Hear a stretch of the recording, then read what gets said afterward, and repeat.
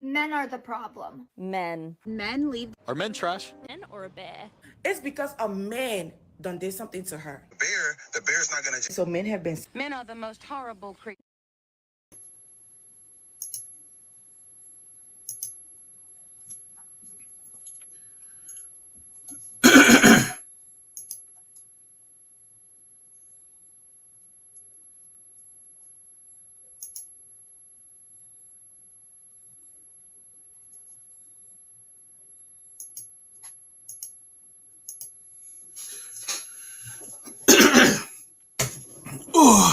What's up, guys? What's up? Sorry, just long day at work. It's been a long day at work. How are you guys? So for the people that care, sorry that I missed Wednesday's stream because it was a depressing day for me. That depressing day pretty much spilled into a depressing week or depressing rest of the week, where going outside of work, someone hit my car. They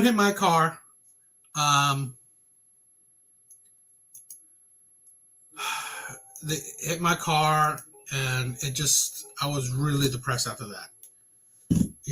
Finding out that I was really depressed after. Sorry about that. Finding out that my bumper is all jacked up. It was a hit and run, so there was no one there, for me to file a claim against. And I made my insurance cheap, so I most likely have to pay it myself. So it pretty much set the mood for the rest of the week for me. So doing on that night, right, Wednesday, I was a bit too depressed to do a live stream. So forgive me for that. But anyway, we're live tonight. So it is what it is. But I think tonight will be a decent live. Tonight's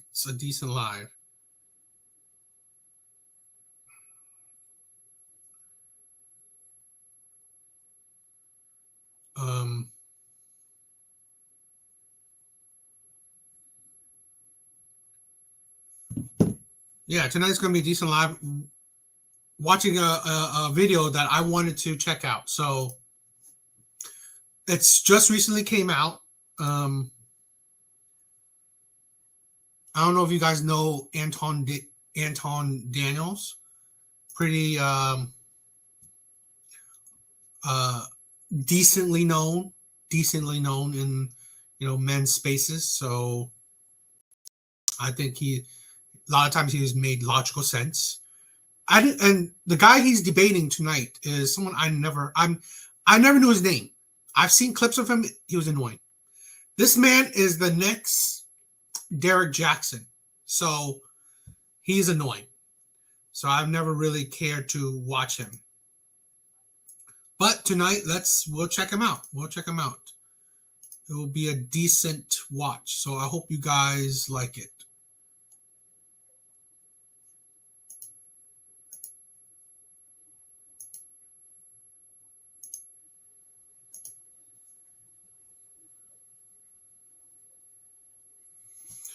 All right, so let's get started. Let's check this out. Let's check this live out.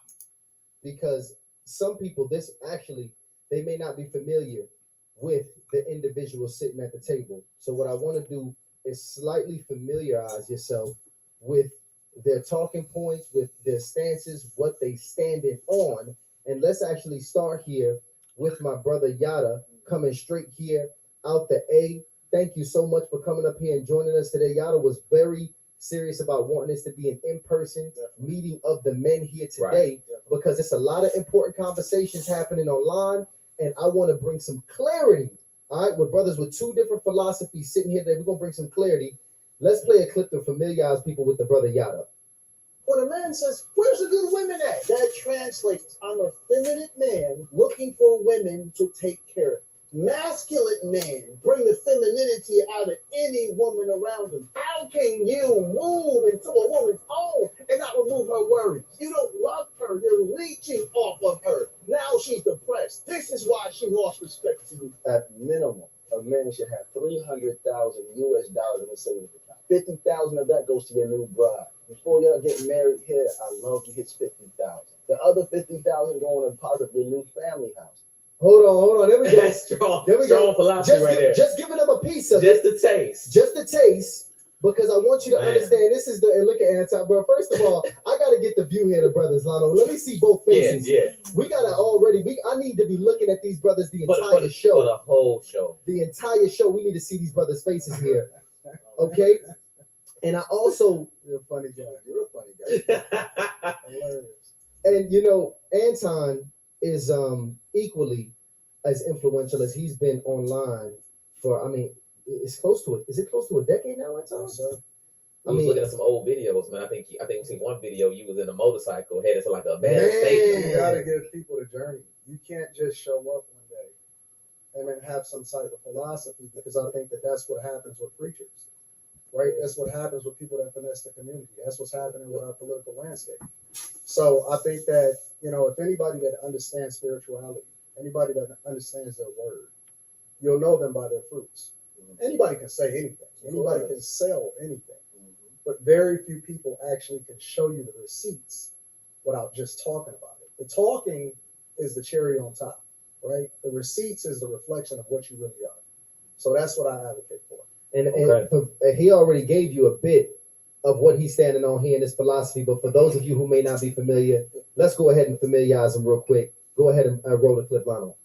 They lied to us. They told us happy wife, happy life. They raised their daughters into being feminists. They lost control of their households. Under no circumstances should you ever become a stepfather. Don't let them shame you because you got preferences. Never, ever. I won't be a stepbaby daddy. I love Anton and I respect him a lot.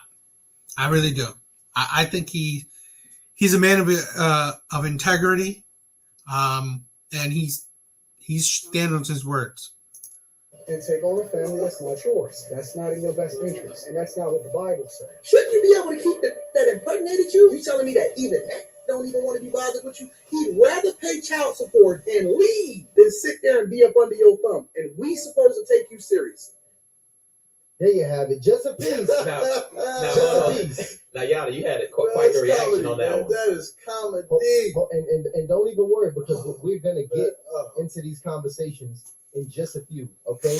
For those of you who want to understand here, by the way, what's going down, we bringing these two men of opposite views to the table here again to have the most important conversations that's prevalent right now on the internet with these two men. So I'm very excited to have this here happen. Right. They're both husbands. Okay, just clear. They are both fathers, and they're both leaders of their own communities. Let me drop the rules on this real quick, guys. Let's do it. Don't forget, we are live every Monday and Wednesday at 8 p.m. Tasha, now this thing, this upcoming Wednesday and next Monday, actually, guys, there's no show. So we're taking a couple of days off, and we are returning next Wednesday. We got Tiffany Montgomery, who's returning. I think it's like her third or fourth time coming back to the platform, and she is bringing the legendary Bev Tucker with us, guys. So we literally slaying demons next Wednesday. So y'all definitely want to be present for that show. It's gonna be fun. But let's go back to what we're doing tonight, guys. We got 4 rounds, okay? 4 rounds, and keep in mind, neither Yada or Anton have been informed of any of the topics for tonight's debate. Okay, wanted to make sure we did that. After each round, of course, we'll get the audience feedback through polls and super chats. So please make sure you send up your super chats. Any super chat over $10 will be read live on air. So shout out to NDBA and the Bag Chasers. And guys, toward the end of the debate, we're actually going to open up the phone line. So in just a minute, I'm going to go ahead and put that link in the description as well as in the chat, because we already know the phone lines are going to be popping. So go ahead and get it in or get in line so we can bring you up toward the end of the debate so we can make sure we hear from you live on air and you actually open the night. We're going to do a promo code. Let's do that. Let's do debate. Type debate in. You're going to get 20% off your entire order, guys. Wow. Hardly in Love dating card just for you. There you have it. So let's actually move straight into it. I want to move into the first topic of discussion for tonight, okay? Because this is one of the most polarizing conversations online. one of the biggest talking points that you gotta have, and I've heard you dive into this conversation many times before as well, Anton. Let's talk about it. Should men be expected to cover 100% of the bills? This is a major stressor to a lot of brothers out here. A lot of brothers out here. Let me say this. I want to, again, please excuse me, because, if you want to watch the full video and no interruptions, you should check them out yourself. But hopefully you're here to listen to my reaction, my thoughts. Should men pay 100% of the bills? It depends. It depends. What type of relationship you want. I believe most men, most relationships nowadays, average relationships, it should be 50-50. You should both contribute. I honestly believe both men and women need to contribute. Need to contribute to the bills, need to contribute to the chores of the household, need to contribute to the rearing of children, down the middle. Both men need to contribute. Average men, majority of men. Because here's the thing, the median income of men is about $50K a year. Median income for women is like 40. So really, on average, most people can't do 100% anything. Most people. Now, again, we have to recognize what is this conversation for? If you're talking about, let's say, certain types of men that can afford a decent middle-class lifestyle for him, his woman, and his children, then yes, he should.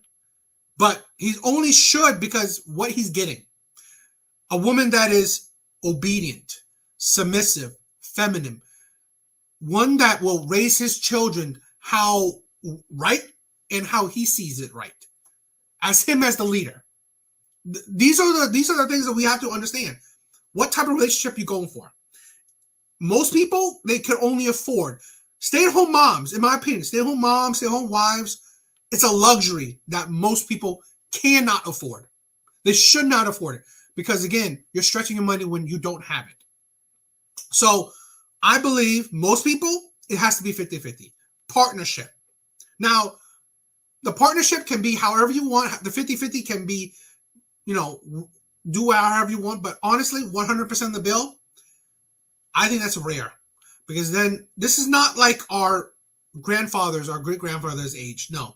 So 100% of the bill is only for certain types of relationships, certain types of men. So in general, most men, most relationships, most average relationships, it should be partnership, 50-50, in my opinion. Because most women don't qualify for it. Most men can't afford it.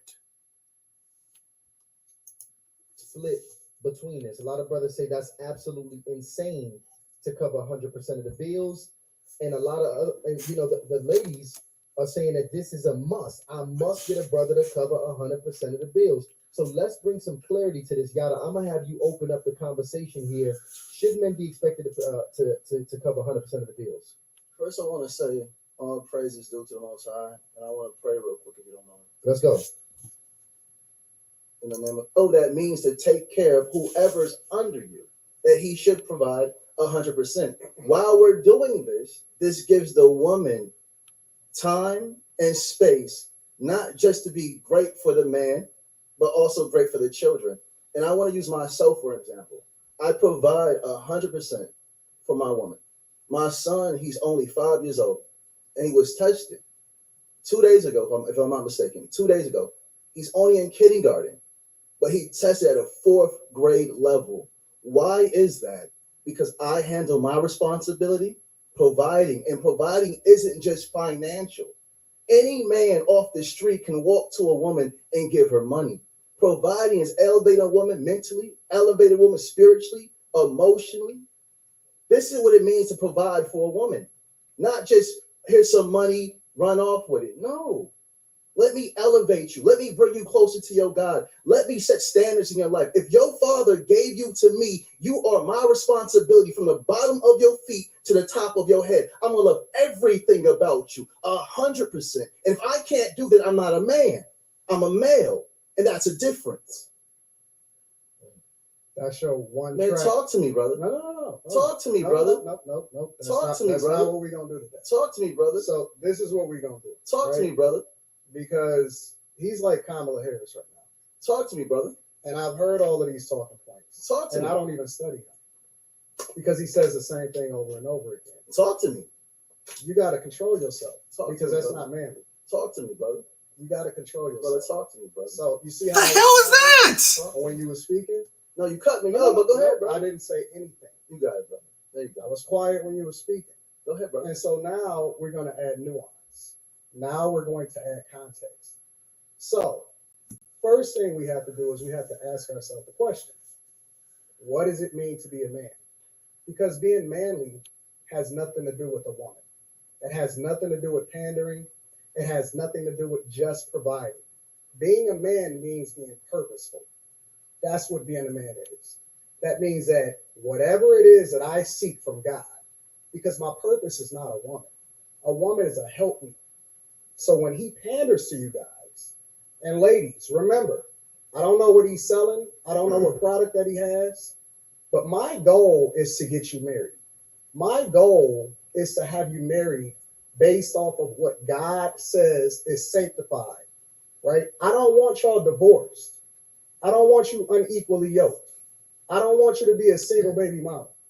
I don't want you shooting your shot in the dark thinking that this guy is giving you insight when he's just giving you talking points with no real substance behind it. And here's the context.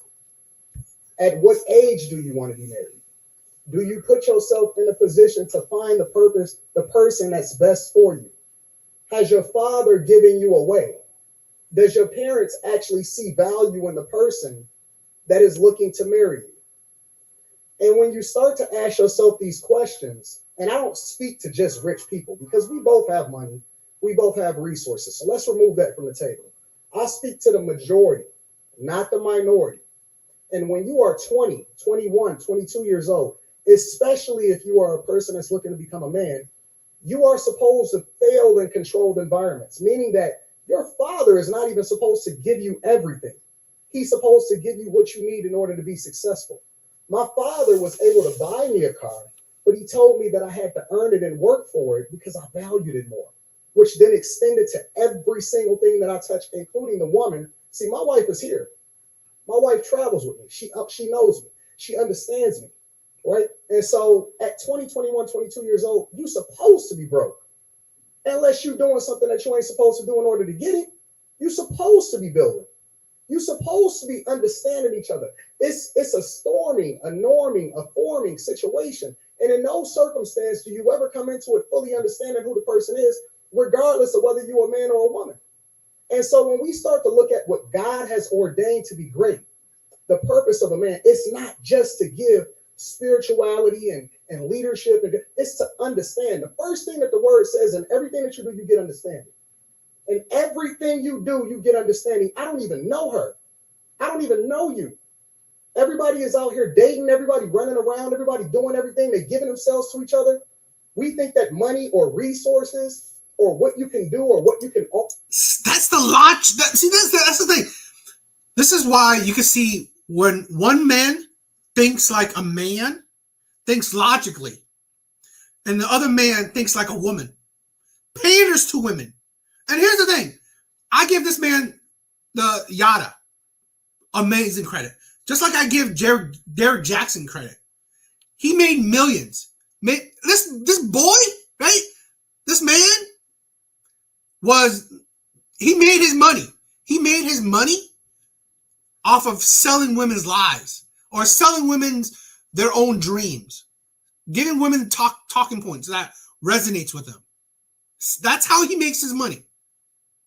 So really, they're really different people. Now, but this is the thing where Anton talks about it realistically. Yes, at 21, at 20, at 23, 25 even, you ain't making $100,000. You're not. So providing for women, paying all our bills at 25, at hell, 26, 27, that's ridiculous. Providing for women at such your early age when you yourself as men are just building. they're getting started. Offer a person is supposed to make up for all of the insecurities and the problems and the issues that you have in your childhood. What have you solved for? Right? Do you have problems in your childhood? Do you even have a father? Do you know what it means to be a man? It's a lot of women that's raising men to be feminine because they're in single parent households, right? How does that look? What does it look like when you get into a situation with a woman that has a child out of wedlock already, and then she still has to deal with the father? How do you deal with that? See, these are the questions that he can't answer for you, because the only thing he talks about is pandering. I'm talking about context. I'm talking about substance. I'm talking about spirituality. I'm talking about praying together. I'm talking about building. You're supposed to get married when you're young because it prevents you from sinning and finding yourself with all of these bodies and these soul ties that ultimately carry with you for the rest of your life. And then you start to see every single man, and you can't take it out of your memory with the person that you wind up being with. Most women have skipped over the man that they're supposed to be with because they didn't have the guidance, because they didn't have the spirituality. They don't know the word of God. And so it's easy to just say, oh yeah, just provide 100%. What happens when life happens and you're 22, 23, 24 years old and you get married? The economy messed everybody up. Everybody that thought that they had it, guess what? You got a plan, and then God has a plan. What happened to the character? Why you don't talk about character? And Anton, Why he don't? No, hold on. Why he don't talk about character? Because what I teach my daughter, I'm a reflection of the man that I would want my daughter to marry. I don't tell my daughter to go and look for a guy to provide for her. I tell my daughter to go and look for a guy that's believing in God. Now, I'm not a godly man. I'm not, because I have my own views about that. But why is these men, the panders, aren't talking about find a man with morality, a man with character, a man with boundaries? Why not? No, find a man that provides for you. That's the thing. Find a man that can give you all the things you want. Find a man that will accept you for your bad choices. Men should accept you for your bad choices. Men should accept you because, you know what, you're a baby mama. That's not a big deal. That's what men should do. Yo, Terminator. Thank you, bro. Thank you. Has good character, that actually worships and looks for and focuses on his purpose, because everything else falls in line. The money is going to come. We so busy chasing money. Seek ye first the kingdom of God and his righteousness, and everything else will be added unto you. You don't have to chase money. You don't have to look to women to provide for them, because if you're naturally that, if you're raised up in the admonition of your father, which is what God has ordained for you to do, you don't have to worry about that. That's naturally in you. And so, yes, absolutely, she should be purposeful. And her purpose at that time could be raising the children, depending on if y'all got children. Her purpose at that time could be out there and bringing in resources because she's learning a new skill that can then translate into the company that y'all build together. It's a lot of nuance and a lot of context, but I hate it when people pander to women because they leading y'all astray. And it sounds like I'm a harsh father. It sounds like it's a difficult situation. It sounds like you're just supposed to be giving everything. But if that's the case, then why are we as a society, why are we as a people, as Black people in particular, so far behind, and we further behind than we ever been, even though we the freest and we have the opportunity to choose for ourselves? This isn't God. Ain't none of this what he talking about God right now. And I ain't even studied it.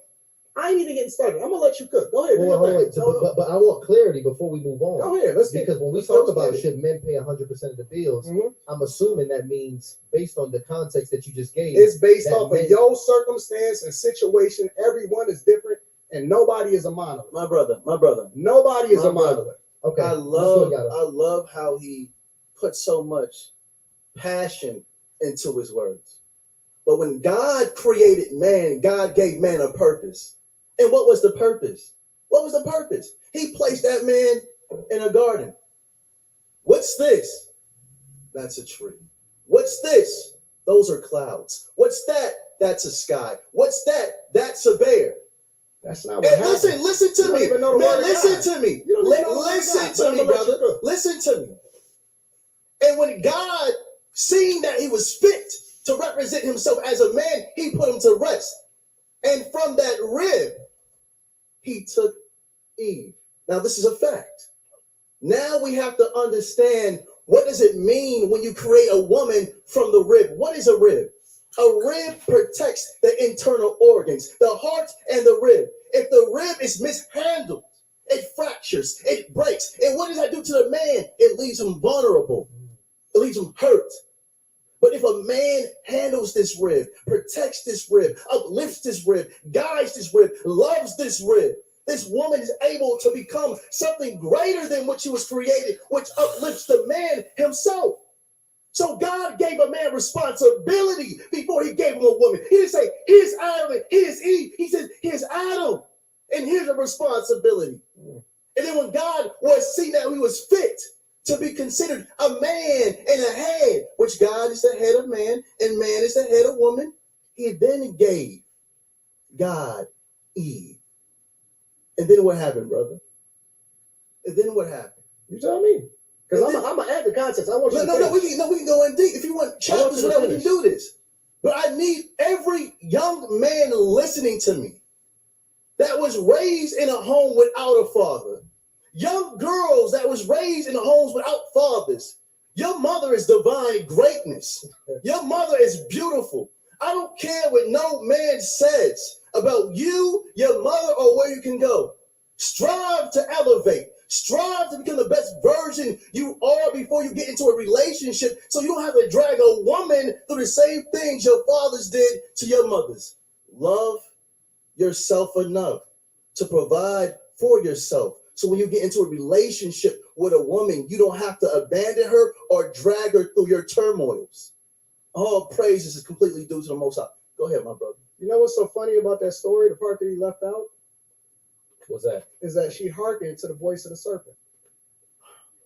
And the man wasn't there to protect her. God was. They had everything. They didn't even know that they was naked. He made her because he said that it wasn't good for man to be alone. And he didn't point to figure it out. He let him name every single thing that was in the garden. And the context matters. And this is what happens when you know your word. And the interesting part about it is the devil knows parts of the Bible too.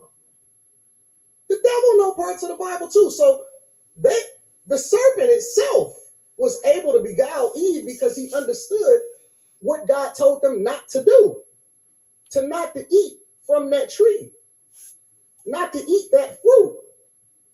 And although she had all of the covering that she could ever want and need, there is no greater provider than God himself. And you know what she did? She was disobedient. She still ate. And not only did she eat, she went and she gave it to her husband too. Which then got them kicked out. And then they had to put cherubims around the tree of life so that they wouldn't eat it and become gods themselves. That's scripture. And then their children was raised up to then kill one another because one of them was jealous of the other. And then the children then became generational curses as a result of what the beguilement was from the wife, from Eve. Brother. No. That's what happened. That's literally what happened. So my point is that context matters. It's not just looking at it on the surface. It's deep diving into the understanding. You need to get a concordance. You should get a concordance because I don't know what book you read. I don't know what version you understand, but you got to get a concordance to understand what words mean. And you need to understand exactly what God instructed Adam to do because he wasn't disobedient. He was punished for the thing that you tell women to do and you tell men to do. You said, people sent me a video of you saying a man should give 100% of his check to his wife. God punished Adam because he hearkened to the voice of his woman and he wasn't the leader that you saying with both tongues, because it's speaking from both tongues, that you said that men should do. It's the opposite of what God instructed men to do. What he just said is so beautiful. Genesis chapter 3, verse 1 through 6. Adam was right next to Eve when the serpent gave her the fruit to eat. He was right next to her. Genesis chapter 1. Listen to me. Genesis chapter 3, verse 1 through 6. Can somebody read that for me? What version? I'm gonna pull that up. Genesis. What version? Let's go King James just to keep it. Let's keep it King James just to keep it standard. Can we pull that up? Can we pull that up, Mano? Is that possible?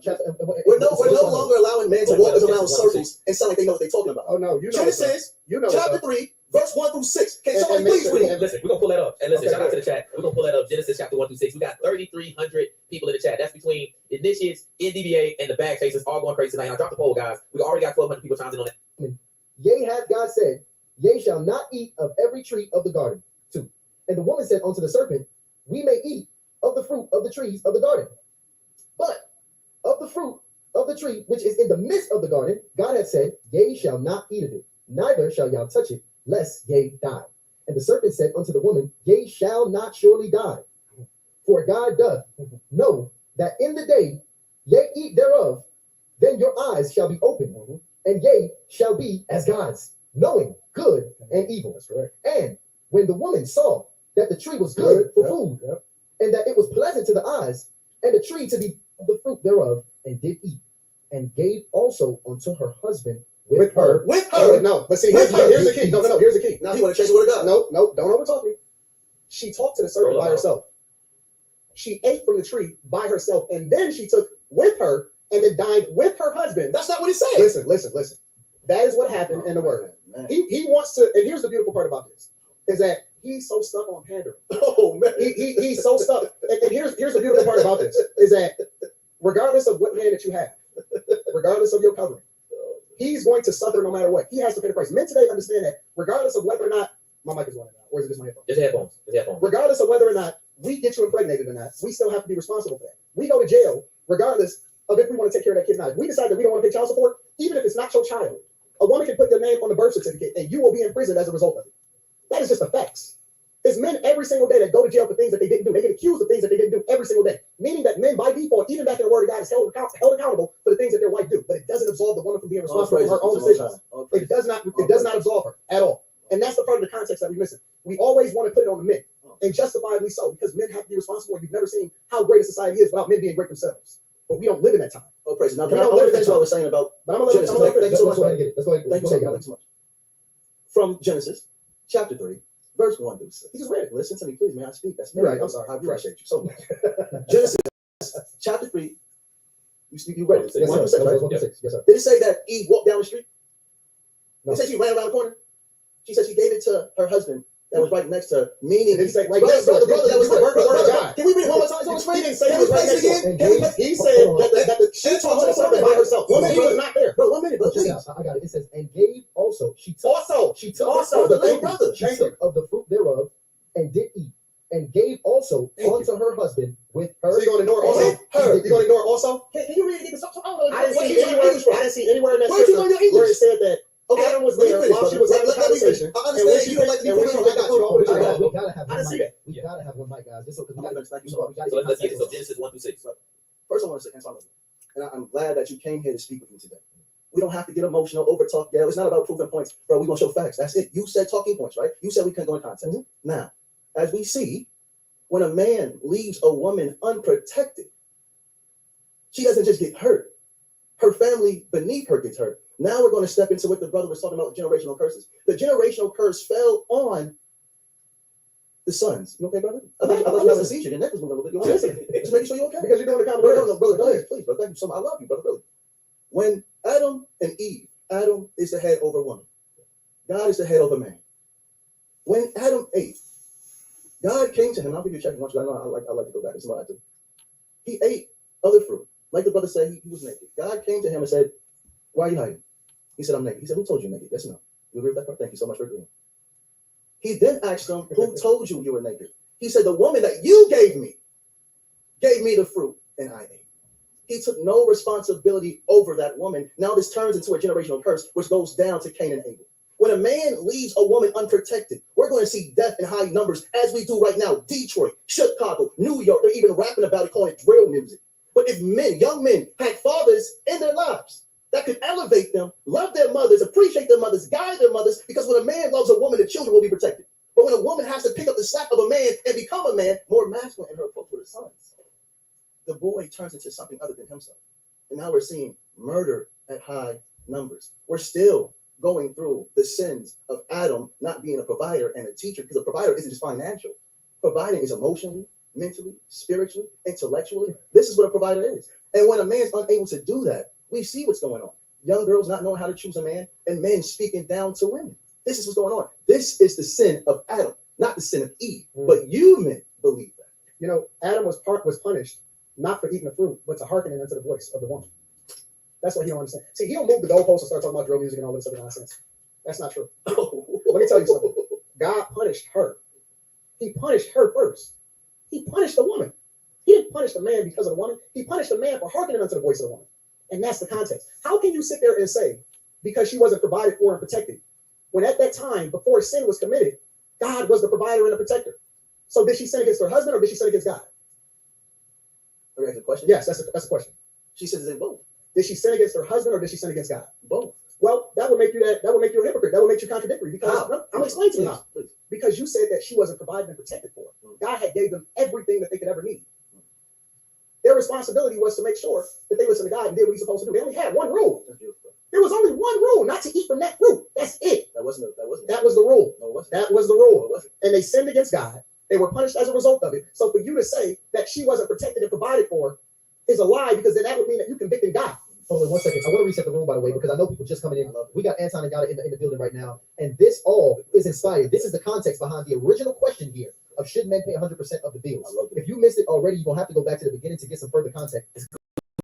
Female posse to back up. Y'all are trolls. Shout out to Kimberly Moore, says read 1 Timothy chapter 2, verse 13 to 14. And shout out to Joanne. She says, Yada, I want to ask you how to get any woman respect and submission. Oh, hold on. I gotta change these up, guys. Listen, y'all gotta spell check these super chats. Y'all gonna have you up here sounding crazy. And continue to make sure to send those. I'm gonna drop a poll right here because the conversation is should men pay 100% of the bills. So I'm getting ready to drop that poll to see what the initiatives think. And I think Tyshawn, you want to follow with a question real fast. Absolutely. I think, Yada, we talked about this Over yesterday. 4,000 people in the chat. I think it's really important for us to give context to the brother who is on the come up, because I know a lot of myself of brothers at different levels. I have a vast friend group here in Atlanta of brothers who's, I mean, from a financial perspective, they've already made it, and other brothers who are absolutely ambitious. They're in masterminds, they're investing in themselves, but they have not really quite arrived at that place where they feel in this economy that they can really provide for the family at the level that they want, at the vision that they want, but they also may still have a lady that they love or that they're building with. Is it a good idea? Because I really want to give the men some game here. Should men take on a woman that they feel like they love and is an asset before he is capable and ready to 100% provide? What do you mean by, let me ask just a little bit more concept. Yeah. What do you mean by is an asset? Well, he feels like she has the qualities of a good wife. Because I believe that every woman can be an asset. But I'm wondering, in the context of your question, what do you mean by that? As she has the qualities to become a wife and his long-term partner that he can deal with. So the woman that I'm assuming the woman that a gentleman is serious about. Absolutely. Should he take her on? If So he can't quite should he jump into this? Okay, I'm just gonna summarize it. Because I'm a C-student, so he's like, Let me. I have this problem with like a lot of rhetoric from, let's say, kind of I don't know. I wouldn't call it manosphere or whatever. The rhetoric of men providing. It's a great idea. It's a really great idea. It is, yes, it's in men to provide. It is. But it is not the reality of the world. It's not. I've said this already, that being a stay-at-home wife, being a stay-at-home mom is a luxury that most people, most Americans cannot afford. You cannot afford it. If you want to live a middle-class lifestyle, you cannot afford that. You should not afford it. You should not do that. Now, you do whatever you want, but that only leads to one. No wonder back in the day, a man had to work mad hard. He has to sacrifice time with his kids. He has to sacrifice time, home maintenance, which women hated. Women constantly complain. Oh, he's never there for his kids. Oh, he doesn't contribute to the, cooking, cleaning, whatever. Women, you cannot provide 100%. And then, have time for your kids, enough time for your kids, enough time to take off the burden of her being a stay-at-home wife, stay-at-home mom. You can't. Most people can't. Most men can't. Plain and simple. Most men cannot work enough, okay? Work to amount where he can provide for himself, for his wife, for his, let's say, minimum 2 kids, to have a middle-class lifestyle. Most men can't. That's the thing where we don't talk. This is where I see, yes, men would love to provide. It is not feasible. It's not logical in this day and age, especially with how women want things. They want things so where they have less burden in the household, where women aren't 100% cooking, 100% cleaning, 100% child rearing. I mean, come on. If you want a man to 100% provide, well, We will have to go back to the olden days. The olden days where women are 100% cooking, cleaning, child rearing.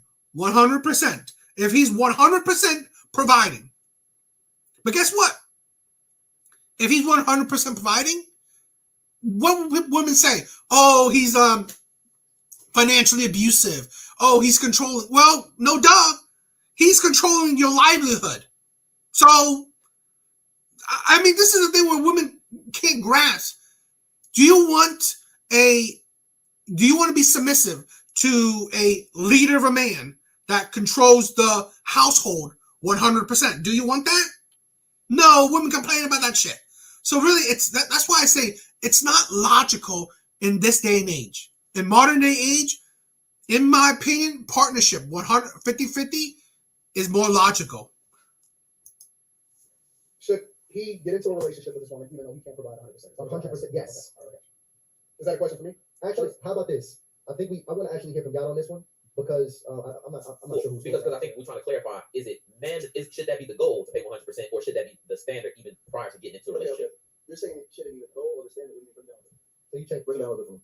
So go ahead, Tom. Okay. I want to make sure we ask the same I question. don't want to change the question. I want to make sure we're clear on the question. The question is simply: if we have a brother who is not ready to 100% provide at this point in his life and time, should he seriously be looking to pursue, marry, and build with a woman? Can I ask one more question? Yes. Or let me just add one more piece of context. Does it matter how old he is? How old is this guy that's asking this question? Because if you're 40, I think it's a completely different conversation. Okay. Than if you're 20. Well, let's how say about this? between Give 30 and 40. Give me the context on the different age group. You can wrap that all into your answer when you contextualize your response. Let's go. I believe that, again, I think that if you're 20, marriage it's a multi-purpose construct, right? It's not just for love. I look at marriage as a business also. As a matter of fact, I also look at marriage as a business first. It doesn't mean that it absolves you from love, but I absolutely look at it as a business. On top of that, it's also supposed to prevent you from sinning, right? One of the things that I advocate against is people doing married people things without, and again, you got to come from the perspective that I look at this through the lens of a Christian, right? So I'm saying that a lot of times people want to jump head first into sex out of wedlock, children out of wedlock, so on and so forth. And I believe that absolves you from that. And it also gives you a greater purpose and responsibility because you now have to shepherd over somebody other than yourself. And generally, especially men, most men, you're supposed to care more about the people around you. And that's why even when you're trying to solve for something or even when you're trying to be successful, they tell you to think about somebody other than yourself because sometimes if you do it just for you, you won't care. But if you're doing it for your daughter, if you're doing it for your son, if you're doing it for people that's outside of you, even your mother or your father, when you add people into that equation, a lot of times you'll be a lot more purposeful and you'll be a lot more dedicated, consistent, so on and so forth. So if you're solving for sin, if you're solving for also wanting to be successful, but understanding that it's an exchange for strengths for weaknesses, because it's not just one way, right? Women do add value into the conversation. And you're 20, 21, 22, 23 years old, you're supposed to be broke. Relatively, I mean, compared to what me and him have, you're supposed to be broke. You're not going to be making $200, $300, $400, $1 million, $2 million a year. That's just a fact, unless you're doing something that you're not supposed to do. So at that age, I absolutely advocate for people to get married. And I also believe that it's best for people that have less resources to get married because it's a quicker way to build wealth. The goal ultimately should always be to where you can release her from doing the things that normal women would do that are single, as far as having to provide and protect themselves. But at the same time, I also think that there's nuance in that because if you're in a relationship with somebody that's early in there and you got it from scratch, I think that she has equity in what you do. If you're a 40, 50-year-old man, I think you need to probably get yourself together before you decide that you want to bring a woman into your space and you can't provide. And that's the context. I think that when you're older, if you've been playing video games and you've been doing the same thing over and over again, and you don't have the results, you need to go and study your word. You need to get in your Bible. You need to dedicate yourself. You need to get a coach. You need to figure out what life is like. So at that point, I don't think that you should be in a relationship. So context, just so I understand, a man between his 20s and I guess between 20 and 30, it's fine for him to not be able to provide 100%. Because he's building with his lady. As a man gets, and here's the rest of the context though, because I think that in society, and we live in this social media culture, that everybody thinks that you're supposed to live in a mansion. Everybody thinks that you're supposed to have a high-rise condo. Right? You can provide 100%, especially if you have children, but are you willing to lower your lifestyle in order to build successfully and then add value in an asset? 100%. This is why I said, in my opinion, this is why I said modern day culture, 50-50 makes sense. Why, honestly, providing 100% doesn't make sense in today's day and age is because you don't necessarily live yo, Skull, what's up, bro? You can't necessarily live a middle-class lifestyle if the man has to provide 100%. Average men. That's the thing where because people, they want to travel, they want to do all these things, they want a certain kind of lifestyle. One person cannot afford that on average. So that's why I say it makes more sense if both people are contributing. both the man and the woman, the husband and wife, they work, they contribute, they put money together, they invest together, they're building together. That makes more sense. That will ultimately make you rich in the future, right? So it's so much nuance, there's so much context to this, and it depends on where you at in your life. It depends on what you're studying. It depends on what your family structure is like. It depends on if you come from money and resources. Like all of those things matter, and I think that there is no one right answer. It depends on the circumstance and everybody's circumstances. There we have it. Okay, we're gonna give you a chance to respond here. I love the way you articulate yourself. It's very beautiful. But being well traveled, I've seen men provide 100% without having so much. And like the brother said, as long as they're staying within their standards, I don't think a man should get into a relationship with a woman until he knows he's able to handle all responsibilities by himself, just in case that woman leaves him. Because if you're in a relationship with a woman and you're living with a woman and she's paying half and you're paying half and she leaves you, what are you gonna do? Lose everything you have, your car, your home? A man has to be able to provide for himself and another comfortably before he entertains a woman. But not just speaking on the financial part, a man needs to make sure he's spiritually whole, mentally whole, emotionally whole. Because if he's coming from, That don't make sense. If you can provide half, and she provide that don't really make sense. It's not like you could only provide half, but it's like you set up where if you're both providing half, that means that you are building with the other half, right? The half that you both contributing is what, less burden when you're doing 100%. That's the thing where if you're a man that can provide 100%, but all you need is providing 50%, your woman provides the other 50%. So the 50% that you could have provided, but you don't need to, that you use into investments, into savings, while she does the same. So no, it's like when you're providing half, doesn't mean that's half is all you got. That don't really make sense. It's 50-50 is because you're both contributing, so you lessen the stress of providing 100%. America, and coming from certain backgrounds, majority of the time they're scarred. Even if they were raised in home with two parents, they're scarred and they're battling some form of childhood trauma. And men, we get so caught in our ego and our pride, we tend to bleed on the person that's right next to us, forgetting this person's on our team. Now we're stressed out because we can't pay the bill like we should. She's fussing at us. Now what we do? We drinking more, we smoking more, we're trying to run away from the truth, we're trying to run away from our children. Brothers, if you're listening to me and you didn't have the proper father in your life, please, I beg you, take care of yourself. Love yourself. Provide for yourself. Spend the first 5 years of your adulthood working on becoming the man that you need to be so you can get the woman you want and not the woman you settle for. Because a lot of men are getting into relationships with women they're settling for because they can't get the woman that they truly want. Now they're misusing this woman, abusing this woman. Children come and leave this woman. Most men that leave women because they weren't properly good with them. They didn't love them. They couldn't connect to them on all levels. They got a woman that took them at the level which they were on, and a woman that they truly wanted. They're not going to look at them. So all I'm saying to my brothers, and I love what Anton, I don't disagree when he said family is business. No, man, for sure, it's business. But brothers, please take care of yourself mentally, emotionally, financially. Make sure you're talking to counselors. Make sure you're dealing with childhood trauma, especially if you were raised in homes with abusive fathers, either from verbally abusive, emotionally abusive, or physically abusive, or you didn't have a father whatsoever. Spend this time in your adulthood loving on yourself, protecting yourself, leading yourself, and guiding yourself. So when you do find a woman that you love, you don't break her. Women can't endure what we endure. They can't do it. And when a man is building on the come up, we pour so much hurt onto our women because men get stressed out. When we try to build, we get stressed out. To get to where me and Antoine's at, we put a lot of work in. And it came with a lot of pain. It wasn't peaches and creams and kumbayas. It's, I got to figure this out. What's going on? And sometimes the woman right next to us gets this attitude, gets this aggression, not because we don't love them, but they're right next to us. So we're bleeding on them without meaning to. And we're blessed to have women, because I believe your wife was with you when you come up, right? Absolutely. No, they were able to endure the men till we got to this level. Because I wasn't this man 10, 20 years ago. But I had to go through so much to become this man, from trial and error. And I'm just blessed to have a woman that was able to endure it. A lot of women don't have the endurance for that. And a man should never bleed on his woman if he says he loves her. Brothers, please heal. Heal yourselves first, and then get into a relationship with a woman. So we got, man, Anton, you was right, because it's not about to be 2 hours. I got a question. Okay, let's get this question going. Couple different questions. Number one, I wonder why he didn't say men that also have abusive mothers. Because he said abusive fathers. He didn't say abusive mothers also. Right? Because again, he never holds women accountable for the decisions that they make. That's number one. And number two, and I don't want to make this personal, but my question is, how many women have you bled on prior to actually finding yourself?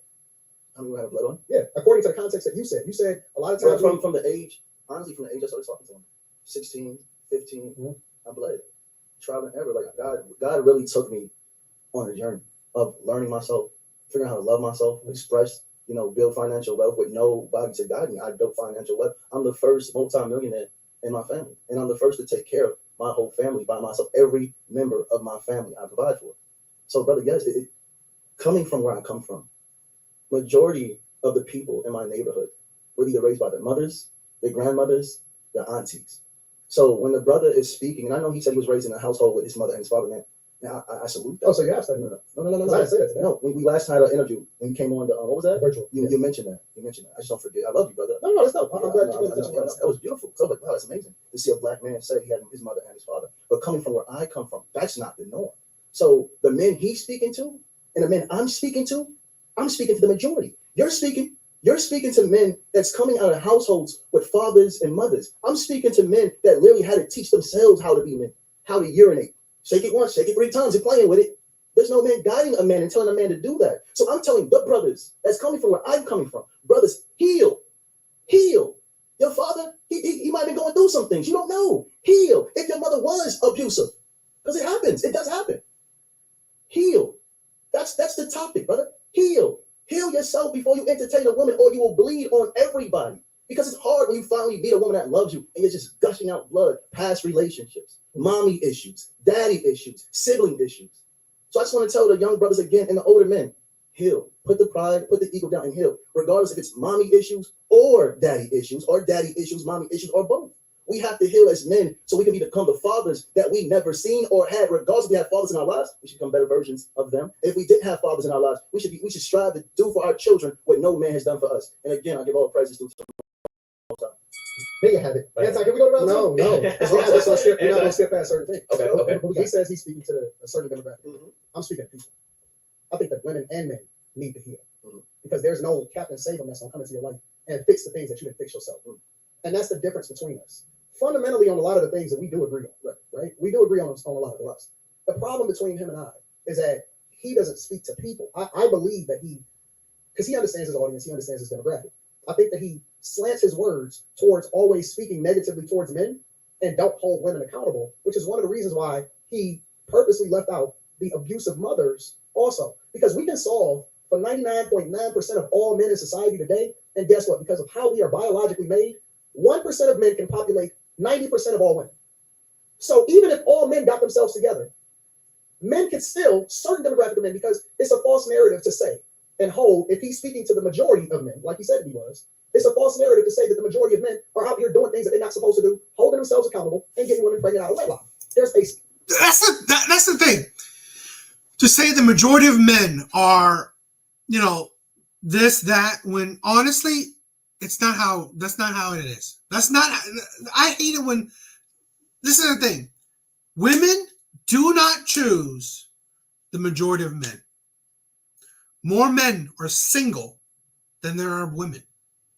Like, more women are in relationships than men are in relationships. When, let's say, the population is close to equal, how is more women in relationships than men are? That's the thing you got to think about. Small minority of men that's populating the majority of these women that's getting them pregnant out of wedlock. And so if you're going to speak to something, you have to solve for the majority, not the minority. Women are out here choosing for themselves because they have the availability to do so. They having a slut walk. I seen you say on Angela Yee's podcast, you told a woman that said that she was ready to slut it out because she had been abstinent for 2 years and she was ready to have 3 different guys at the same time, and you encouraged her. You said, go ahead, date them all. Date them all. And so that absolves us. When you look at the pool of women that's available to a great man that then dedicated himself, let's say he preserved himself. Let's say he did what he was supposed to do. I'm not going to, in my right mind, tell this guy to go and marry a single baby mama. And I'm not saying that. We had that conversation. Okay, all right, we don't get there. But the point is that But this is accurate. the point is that if you're going to speak to the majority, speak to the majority of the population, not just the majority of men that you think fit under your narrative because they don't. The reason why I speak to men, this has to be highly important. I need my beautiful brother to hear this and all the other men hear this. If we claim to be leaders, I'm going to speak to the man that's claiming he's the head. I'm not going to the woman if you're saying you're the leader or you're the head of the household. I'm saying, brother, if you want to move a certain way, do this. If your woman is upset, look at yourself in the mirror and ask yourself why. If you're the leader, we can't make excuses. I can't go to my woman like, oh, you're responsible for this, that, and the third. No, What's wrong with my own leadership? Am I doing something wrong? Am I misguiding something? Am I bleeding on something? Am I taking something for granted? As a man, if we're saying that we are leaders, we have to lead at all times and not just when things are good, even when things are bad. Speak to the context of what I just said, though. What are you talking about, bro? About solving for the problems in a culture. It's not just one way. See, and this is what I'm saying, that when we get to a certain point, people start to expose themselves the longer that they talk, because they only have a one-track mind. They only can speak to one demographic, because that's not the minority. It's easy to pander, but it's much more difficult to solve for a problem. If I identify the problem as the majority of women are having sex with a minority of the men and getting pregnant out of wedlock, why are we not speaking to that? Why can't we solve for that? He's speaking about something of a man that's already in a position, or a man that's already in a sense solved for the problems that he had in his childhood. That's not entirely. That's not what I'm speaking about. No. That's not entirely what we're talking about. I'm talking about getting people to the starting point. Right. That's almost like being in debt and telling somebody how to become a millionaire. And we just did that. We Men, because you take never care of yourself. You never Before you get into a acknowledge- relationship. you That's never- the beginning of The everything. majority of your audience is women. Why are you speaking to men? 70% of my audience are men. Lies. That is a lie, bro. And the majority of the women that was in the chat before we even started this live stream was women that was saying whatever your slogan was, Brother. those were women. Because if you have women, listen to me, I need this to be understood. If we're speaking on women and only men agree with me, I'm the wrong leader. If I'm speaking on women and the women agree, shouldn't the men listen to that? No. Because we don't hearken to the voice of a woman. That's the whole reason why we get in this situation from Adam and Eve. Brother, No. are You asked women, the question and I brother, answered you. No. are women, I don't listen are to women. brother, I listen to God. brother, I take my brother, guidance from God. I brother, don't listen to women. brother, It's straight from the top. the man. It's God over man, Right, man over right, woman, woman over right, child. right, right, I take into consideration what she says, but I don't hearken unto the voice of a woman. Brother, like you just said, you have God, man, woman. God pours into man, man pours into woman. If I'm pouring into my woman the voice of God, God is going to speak through my woman. My woman's not beneath me. My woman is my equal. Why would God skip My you? woman is my equal. What you got in that She's drink my right other eyes, my other ears, my other brain, my other feet, my other hands. And brothers, those that want to gain wealth, love your women, put your women in position and trust them. If you're saying that's your woman. Why you changing the subject? No, You always trying to move It's the same it over. topic, When you guys. interact, you do the same thing. When you, this is the thing, how the insanity, you pour into your woman. When 80% of divorces filed are by women. This is a thing where religion, I do care about the morality in religion, but where I really hearken to is that this is the fallacy where, yes, having religious morality is nice, but this is where you blur the lines. This is where the line get blurred, because in all honesty, you forget what modern people are. I'm sorry, the majority of people, although even if they say they're religious or they are of a certain religious group, it don't mean that they are devout, insanely devout, especially whole life devout. As crazy as it is. So this is why I get it. I am all for the morality, the principles of religion. It fits with me in my morality sense too, but where I'm not really religious is because it doesn't apply well to modern day society. It doesn't. I'm gonna close this poll real quick. We got 5,200 people in the chat. Guys, I asked you the topic of discussion: should men pay 100% of the bills? 53% of the audience at this is at 2,300 votes. Say yes, so still 50. And it's still 50 on this one. What we're going to do here, guys, Anton, I said it earlier, Anton was right, it's not going to be a 2-hour show because that was just round one. I'm about to push us to round two, and we're about an hour in right now. If you're ready to get to round two, drop a round two in the chat right now if y'all want to get to it. In fact, I want to make sure I'm supporting my brothers. We got the bag chasers in here. Absolutely. And just so we can make sure the round twos are piling up in here, so everybody's ready for round two. I want to get to this conversation too, by the way. I pulled these questions from the culture. And we got to post on the culture just like you was talking about it. This is a conversation that I hear all the time, especially from my brothers. The brothers, they want a woman to cooperate. The brothers, they want a woman who's submissive. A lot of brothers are complaining, saying that things have changed with the level of submissiveness from women. So the question is, have women become less submissive? Anton, we started with y'all last round. I want to start with you this time. Yes. Have women become less submissive? Yes. 100%. This is the thing where, in all honesty, part of the narrative of why most women, in my opinion, do not qualify for provider men. They don't. Because here's the thing.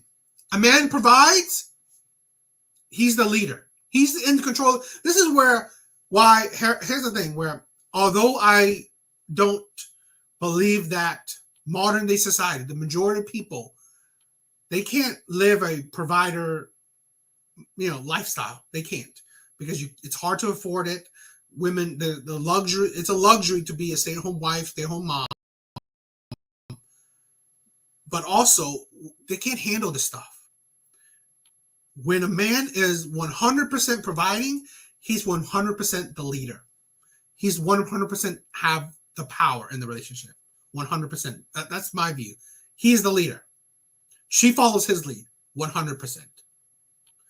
And why I also believe where men should be focusing on bettering themselves is if you want power in that dynamic, if you want to be a leader, if you don't want to do 50-50, then yes, you need to upgrade yourself, get to a position where you have that power, where you can provide 100%.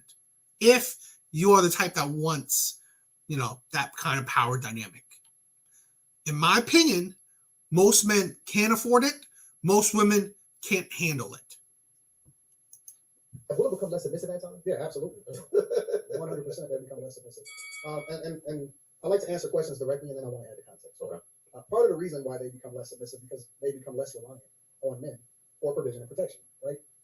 Some of that is society, and that we've civilized the world so much to where we're no longer hunters and gatherers, right? We now have the technology to where people can live on their own and they can survive on their own because everything is automated, technology, so on and so forth, right? But the other part of it is that people have the ability to choose for themselves, right? Historically, women just became able to vote within the last 50 to 60 years, right? They've just been able to get some of the jobs that they had within the last 50 to 60 years. The problem with that, though, is that historically, and you see it within our culture and our community, is that when people have the option to choose for themselves, oftentimes they choose wrong, right? So I'll give you an example. Men used to give their daughters over to husbands as virgins. You don't see that anymore. Oftentimes, most times, women had never known another man. But now they have the ability to do what they want with their body. Now, the other side of that, though, is there are some men that have absolutely ruined some women. And then you've seen women have to fend for themselves and have to pick up the pieces for themselves and have to find themselves in that because they didn't have the fathers or they didn't have the protection or they had an uncle that touched on them when they was younger. And those are some of the subjects that we don't broach as far as the core reasons as to why people are broken before they even reach adulthood. So before you even have the ability to choose for yourself, you already broken. You see what I'm saying? Or you have the child support system, or you have society that has leveraged the child support system in order to endear you to a specific party. And so they've incentivized you to depend on the federal government instead of leaning on your parents. Or we promoted in a culture for you to leave the house at 18. Like, that's not conducive to your lifestyle. It's never going to work for you. It's never going to be ideal for you to be out there as a woman at 18 and 19 years old by yourself. So is there some responsibility on the fathers and parents and the culture itself for influencing and then ultimately pushing women out there and men out there? Men are supposed to kind of be pushed out there, but they're supposed to feel in controlled environments. Is there some responsibility? Absolutely. But to answer your question again, to bring it back, are women less submissive? Absolutely. But that's the context behind it. So it's not their fault entirely. It's not entirely their fault. You can never hang something, especially on a person that was raised to be a certain way. You can never 100% put something on somebody like that. That's not entirely their fault. Yeah. What do you think about what Anton's saying? I mean, he articulated very beautiful. He articulated very, very beautiful.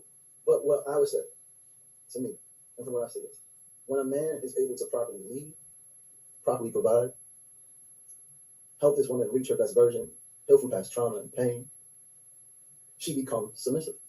I don't care what her background is. I don't care if her mommy was there, her daddy wasn't there. I don't care what's going on. When a woman steps into the presence of a man that walks with God's attributes, leading, guiding, protecting, this woman is going to naturally become submissive because in her nature to be submissive. But she's been put through this man, father not being there, mother not showing her how to be a woman. So when a woman is guided and loved and protected, and I need these words to be heard, but she feels stable, safe, and secure, she's going to dwell in her femininity, and this is where the submissiveness comes from. If a man has to demand a woman to be submissive, he must look in the mirror at himself. Are you able to lead her properly? Are you able to guide her properly? Are you verbally, mentally, physically abusive?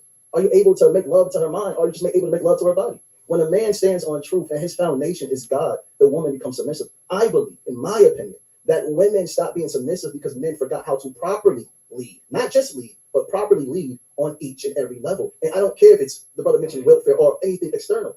If it's inside the house and family is business, we have to look at the man running the business. How does she feel? Does she feel heard? Does she feel accepted? Does she feel stable and loved and secure? And the answer is yes, you'll see it by the fruit she bears. But if the answer is no, you're going to see it by the fruit she bears. So all a man has to do is step into the characteristics of God. And this is when you'll see the greatest version of your woman, because you became the greatest version of yourself, and your woman is a reflection of you. I'm talking about your woman, not some random woman you met off the street. So just to be clear, does every woman have the ability to be submissive so every woman has this ability based upon how the man shows up? I want to go to scriptures because I'm sitting in front of this beautiful brother.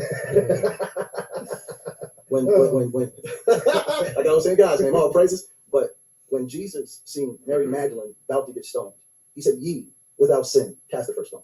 This woman was a known prostitute, but the presence of him, the attributes he held of God, made this woman change her whole life. And after he was resurrected after 3 days, who was the first person he appeared to?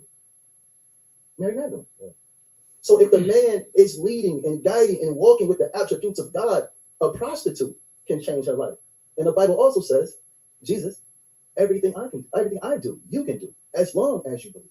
Is that greater when you do? But, greater. Thank you for that. Thank you for that. I appreciate it. Y'all brothers on scripture, man. I'm proud of y'all. Right. So essentially, I'm actually shocked here because believe it or not, there's actually a lot of agreeing going on this question between with the brothers on the concept of submission. I understand that. So let's swing it a little bit. And I want to start with Anton. Do you think that women's dating expectations are too high? Because the men are saying women want entirely too much for the date phase. I don't believe in dating. I agree. Really? I don't agree. I don't believe in dating at all. So how do you get to know one? I think that you know your wife when you meet her. Really? Hold. And this is why I say, he said, yeah, when you just mentioned, you said a man should have 300,000. But he said, man should go after a woman with purpose, not to date her, not to sleep with her, not to have children out of wedlock. That's my wife. I'm going to court you for however long, but this is going to end in marriage. And this is why I say a man should provide a woman's every need, because you're going after a woman with purpose. Excuse me, brother. I apologize. No, I don't believe in dating. So, and give me context on when you say a man wants his One wife thing to that he see- said, one thing that he said, well, he didn't say it specifically, but he used several different examples. One thing that he said previously, when he just spoke, not just this time, but previous to that, is he was speaking about submission and how you can inherently, every woman has the ability to be submissive, depending on the circumstances that she put in, especially when she's under a certain time. I do believe that every woman has the ability to be submissive, but I also believe that you should be equally yoked. I'm not going to chase something that's not of me in order to try to convince them or show them that I have the ability to provide for them so that they can be submissive under me. Well, give us some context as well to equally yoke, because I think that's thrown A around. lot of guys run out there and they try to get the thing that's defined. A lot of guys run out there and a lot of the foundation of their relationship is based on sex. Like they don't have anything to stand on once they start to have conversations about things that's much deeper than what's on the surface. And so at that point, you realize that you're unequally yoked, but you've already started to join in together as though you were married by doing things that married people do. And so that's the one thing that I think that is nuanced in the conversation, is that we're not talking about being equally yoked, right? A lot of times we say that guys are supposed to take on something that's not for them for the sake of saving a woman from herself. That's not his purpose. That may not even be his wife. But a lot of times we incentivize men to do so because we hearken into the voices of women and what they want. That's not what we are supposed to do. When it comes to the whole idea of your wife, I believe that women often at times skip over the men that they were supposed to marry. And they try to have a redemption. I believe that men often at times, they ignore the women that is supposed to be for them because they're too busy focused on these women in the streets, right? I believe that a lot of times your wife or the person that you're supposed to be with, and we talk about guys that's in the friend zone and stuff a lot of times, but you're supposed to marry your best friend. That's the person that has your best. That's the person that has your best interest at heart. That's the person that wants the best for you. That's the person that absolutely is going to be there through thick and thin. And all. I agree. This is why most men, you see this constantly. You see a woman on, let's say, on social media and say like, she's complaining about men. Oh, it's like there's no good men. Where are the good men at? And all this rhetoric. You look at her comment section. Continuously, constantly, men saying, look in your friend zone, look in your friend zone, look in your friend zone. Men are saying, look in your friend zone. Because here's the thing. You complain there's no good men. You complain men are cheaters. You complain men are liars. Yet you have plenty of male friends. If these guys are good enough to be your friend,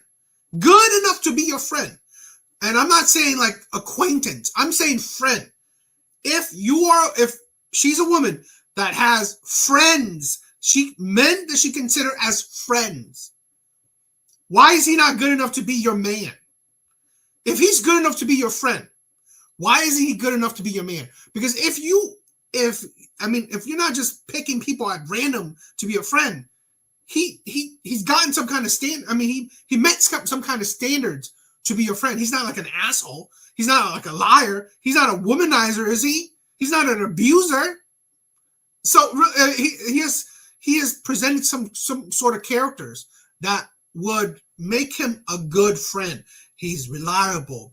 He's understanding. He's caring. He's fun to be around. All these characteristics may be, he was good enough to be your friend. Why isn't he good enough to be your man? That's the insanity. Because, again, your man should be like your best friend. Your man at least should be a good friend of yours. So that's why men have constantly said, look in your friend zone. Look in your friend zone. Because if you're complaining about there's no good men out there, and yet you have rows of male friends, you have nothing to stand on. All of the vows that you don't take, they're already living it. They're a reflection of it. But so many times we're incentivized by the things that surround us, influenced by the things that surround us, especially when we have your mind. And your mind is not even fully developed until you're in your mid-20s. And so a lot of times we used to depend on our culture, we used to depend on our family to help us vet and see things that we couldn't see.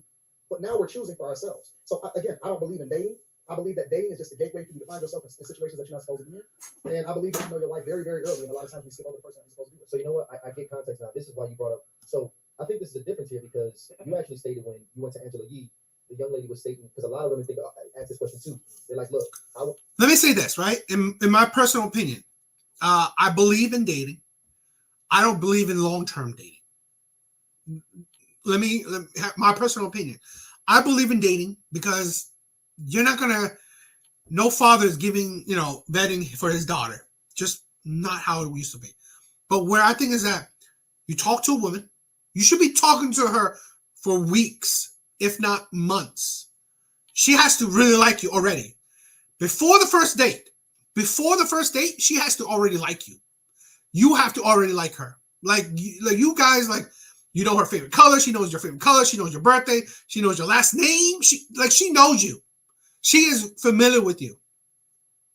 She like, oh, this man, I can see myself being in a relationship with this man. This woman, I can see myself being in a relationship with this woman.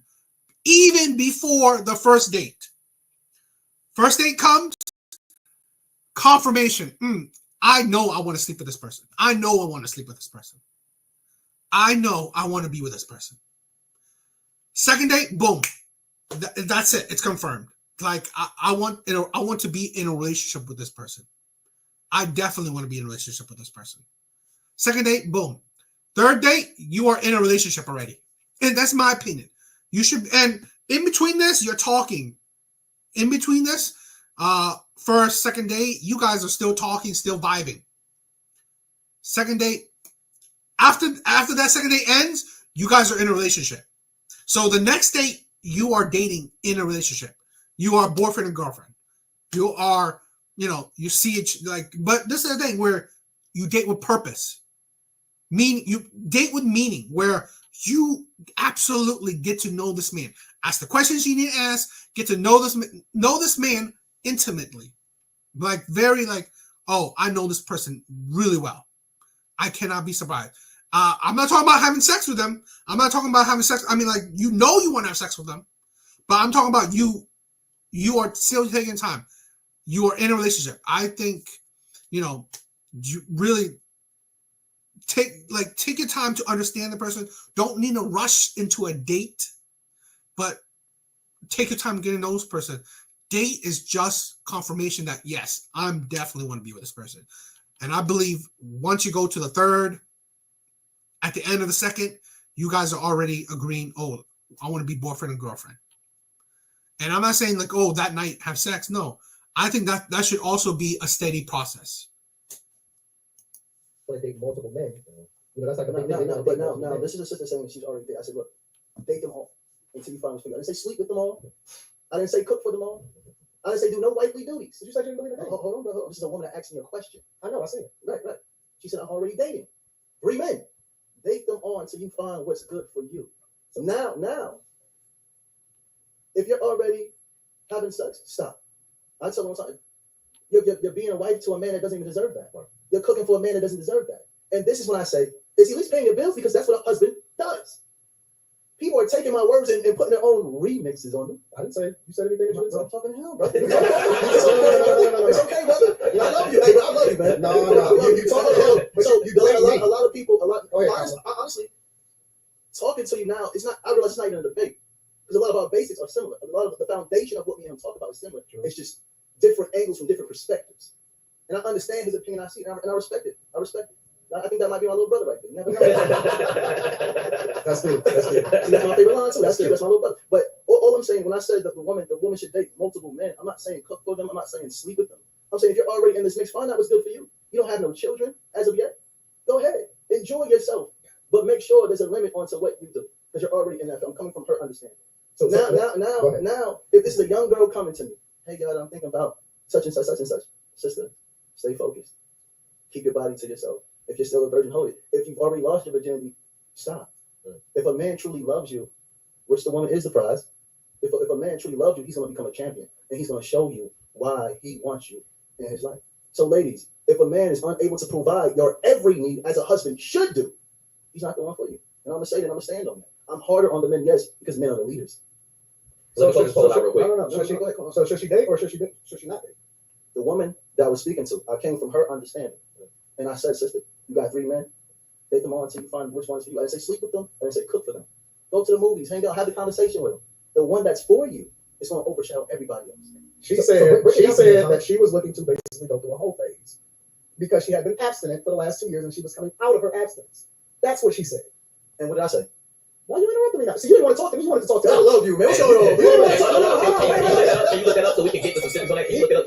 He didn't want to talk to me. He wanted to talk to y'all. And I told him to look me in the eye, and he kept looking at y'all. But now that I'm speaking to his soul, right, I'm talking to his soul. We get into the core of who he is because you can't say one thing and then mean something else. Let me add the rest of the context of what he said. He then was telling them to charge money like prostitutes. Play the clip, please. He told them to charge $50,000. The remix. Nope. The remix. Did you say charge money? Yes or no? Remix. Yes or no? Did you say charge? Remix. Wait, it's a simple. Yes or no? Did you say charge 50,000? Charge 50,000 for what, bro? Did you say charge 50,000 for what? You're going to add it together. You're breaking You out. can add whatever. No, you can add whatever context. So you want. what I teach, coming from my background. I say all my brothers. Hold on. All my brothers have paid for their wives. It's our tradition. It's our culture. It's our religion. We all pay for our wives. I know that's unfamiliar to him, but it does not make it wrong. And any woman that believes that they shouldn't get paid for a man to show you that they're able to take care of you is foolish, especially in this day and age. And if women follow this, there'll be less women with children without men, because men would have to step up. Men love more what they have to invest in. Allow this man to invest into. I love it. I love it. Angela Yee then said. Angela Yee then said that's like prostitution. What? That's all. You're remixing it. She never said that. Listen. Play the clip, please. Remix I'll find it right now. It's a long. Go ahead. Okay. It's not a clip. It's an hour long. It might be on my. It might be on my IG. Here's the fact of the matter. We're not gonna divert away. No, you're trying to remix me. No, You can't do that. listen. Let me speak. Oh, praises. Here's the fact of the matter is, first he agreed with me and said that I don't agree that people should date. Yes. Then he admitted and he acted like he was just adding context to the woman that was saying that she was coming out of her whole phase. Wait. Go ahead. Hold it in. Hold it in, bro. Get that about you. Hold that in. Sassiness. Hold that in. But instead of telling her no, you should still be abstinent and not date, he then told her, date them all. She said, I want one on Monday, Wednesday, and Friday. That's what she said, word for word. Monday, she said, I kind of want one for Monday, Wednesday, and Friday. And when y'all go and replay this, because this is recorded, y'all will be able to go back and look at it. Please play it. And when everybody review this video, when y'all review this video, when you compare and contrast, right, then you tell me who's actually telling the truth. Because again, I don't have to make it up. It's all right there. He can try to save face right here. But the fact of the matter is, I don't switch up ever. What I say, I mean, and I stand on it as a man. That's what men do. Men stand on what they say. Now, it's okay for you to say, you know what, I got it wrong, and I was pandering to Angela Yee and lip service over to the women because I wanted to be liked instead of telling the truth. But the thing about real ones, the thing about the people that really believe in God is that they tell the truth in season and out of season. They don't switch up. They don't change according to who they're in front of at the time. They're not trying to be popularized. They're not trying to fit in with the in crowd. No, look at me in my eyes. Don't switch up. You see me. You was looking at me. Look at me in my eyes. Look at me, King. Look at me, King. I don't switch up ever. Right. I mean what I say, and it's okay to change your mind. Right. And I told you, I'm going to speak to your soul today. Right. I prayed for you on the way here. Right. For God to prick your heart so that you stop pandering because you don't have to be accountable for every single word. And I love you saying that. I love you doing that. I love that you just said that. Listen. Devils get mad when they start to get bothered. Give me a second. I prayed for you. I genuinely did. Because you got to be accountable for every single word. Yo, Skull. Yo,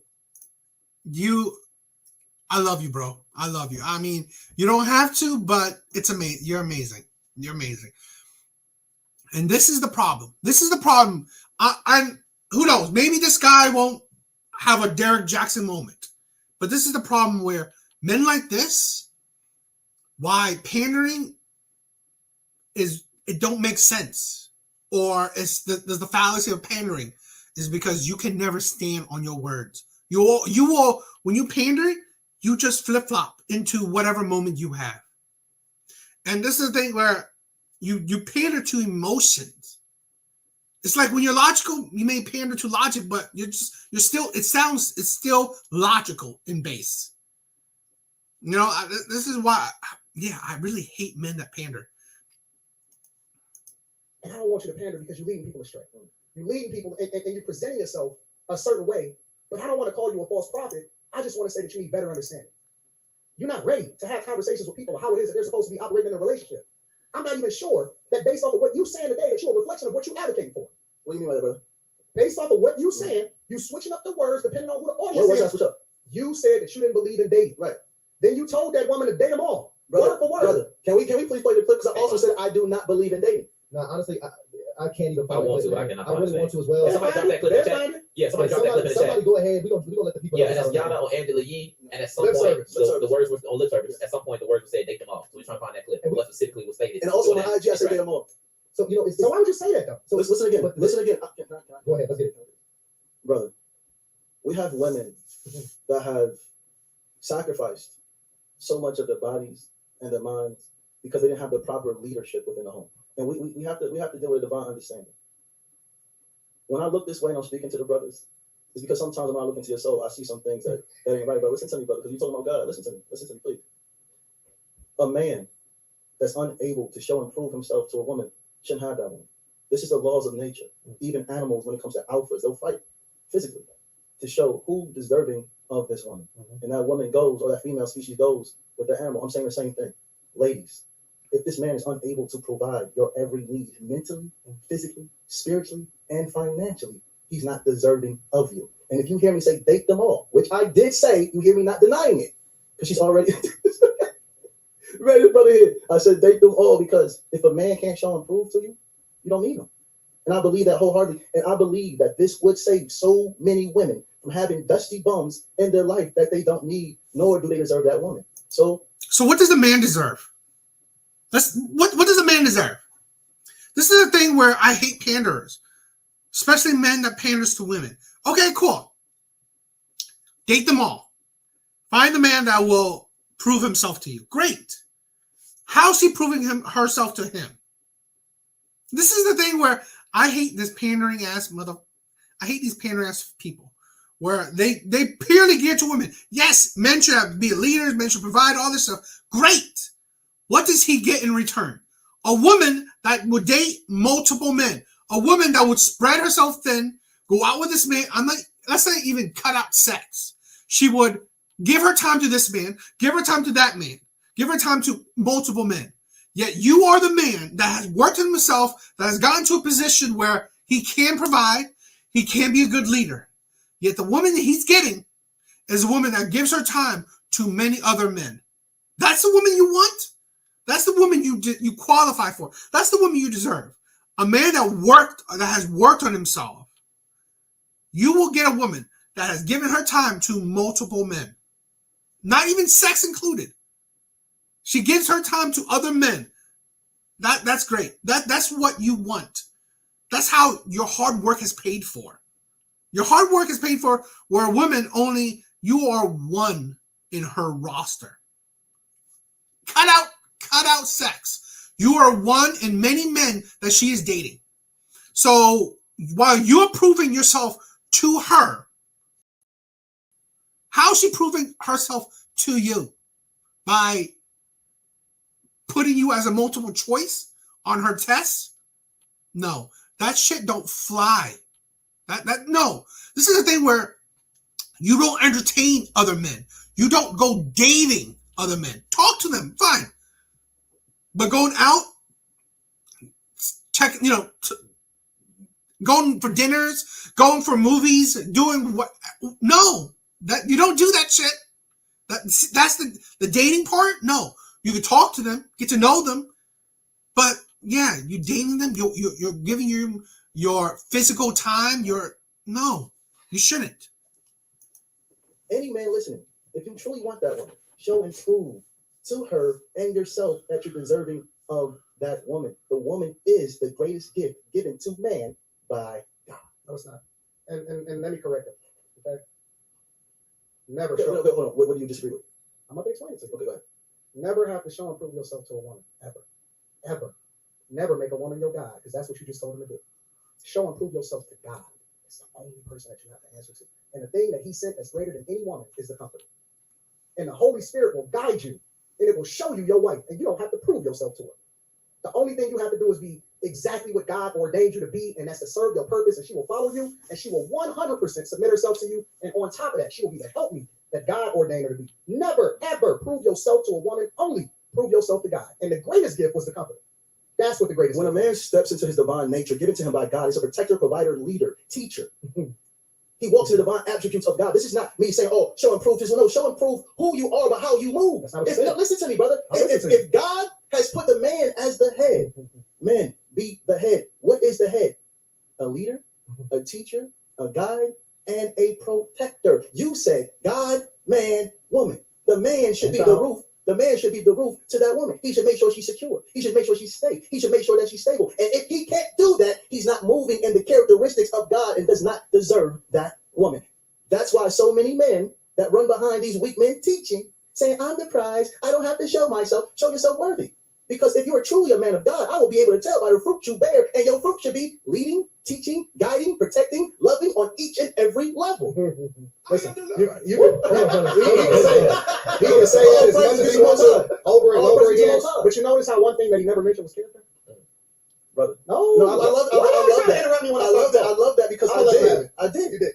You did. When a man moves out the attributes of God, that is his character. No, The listen, attributes listen, is the character, listen, my brother. listen. Can we do something? He can't read. Listen, Can we I can't read. can we give him some dictionary words real quick? So now we're going to have this is what happens when they're no longer able to have an intelligent Bro, you just conversation. last one you called me a simp. You didn't know the word Give was me simp. give me a second. Give me a second. Come on, This bro. is what happens when you're unable to have an intelligent conversation is that you start throwing ad hominem attacks, right?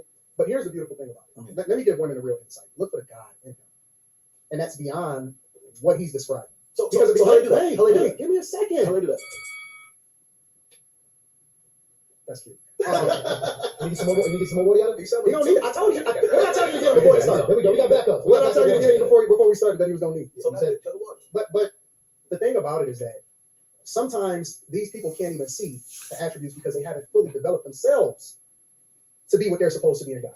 You got to fix yourself before you get into a relationship. Let me finish. You just disagreed when I said that. I'm speaking to the women. You were speaking to men. I'm speaking So to the women should be Listen, together before you with a man, but not a man. Listen. You're not listening. You listen to respond instead of listening to understand. Like a woman. Everybody needs to get themselves together before they find themselves looking for or opening themselves up to the possibility of dating. Because everybody not ready to date just because they want a man. Should they date or should they not date? You talking about me twisting words up? Before they start looking for the opportunity to date. A lot of times women don't even know what's best for themselves. So just because you want to do something shouldn't be because that's not what you're supposed to do. That's why she needs the guidance and the covering of her father. That's another man that's in her life. I agree. So I'm not telling them to date. I said before they look to find themselves in a situation where they want to date or get into a relationship. You can look to have sex with somebody, but it doesn't mean that you should do it. You understand what I'm saying? So that's why you got to listen, understand instead of listen and respond. My point is that Like a woman. there's equal amount of work that needs to be done on both parts, not just to men. Women, if you think that there's a man that's gonna come into your life to fix you, that's a problem.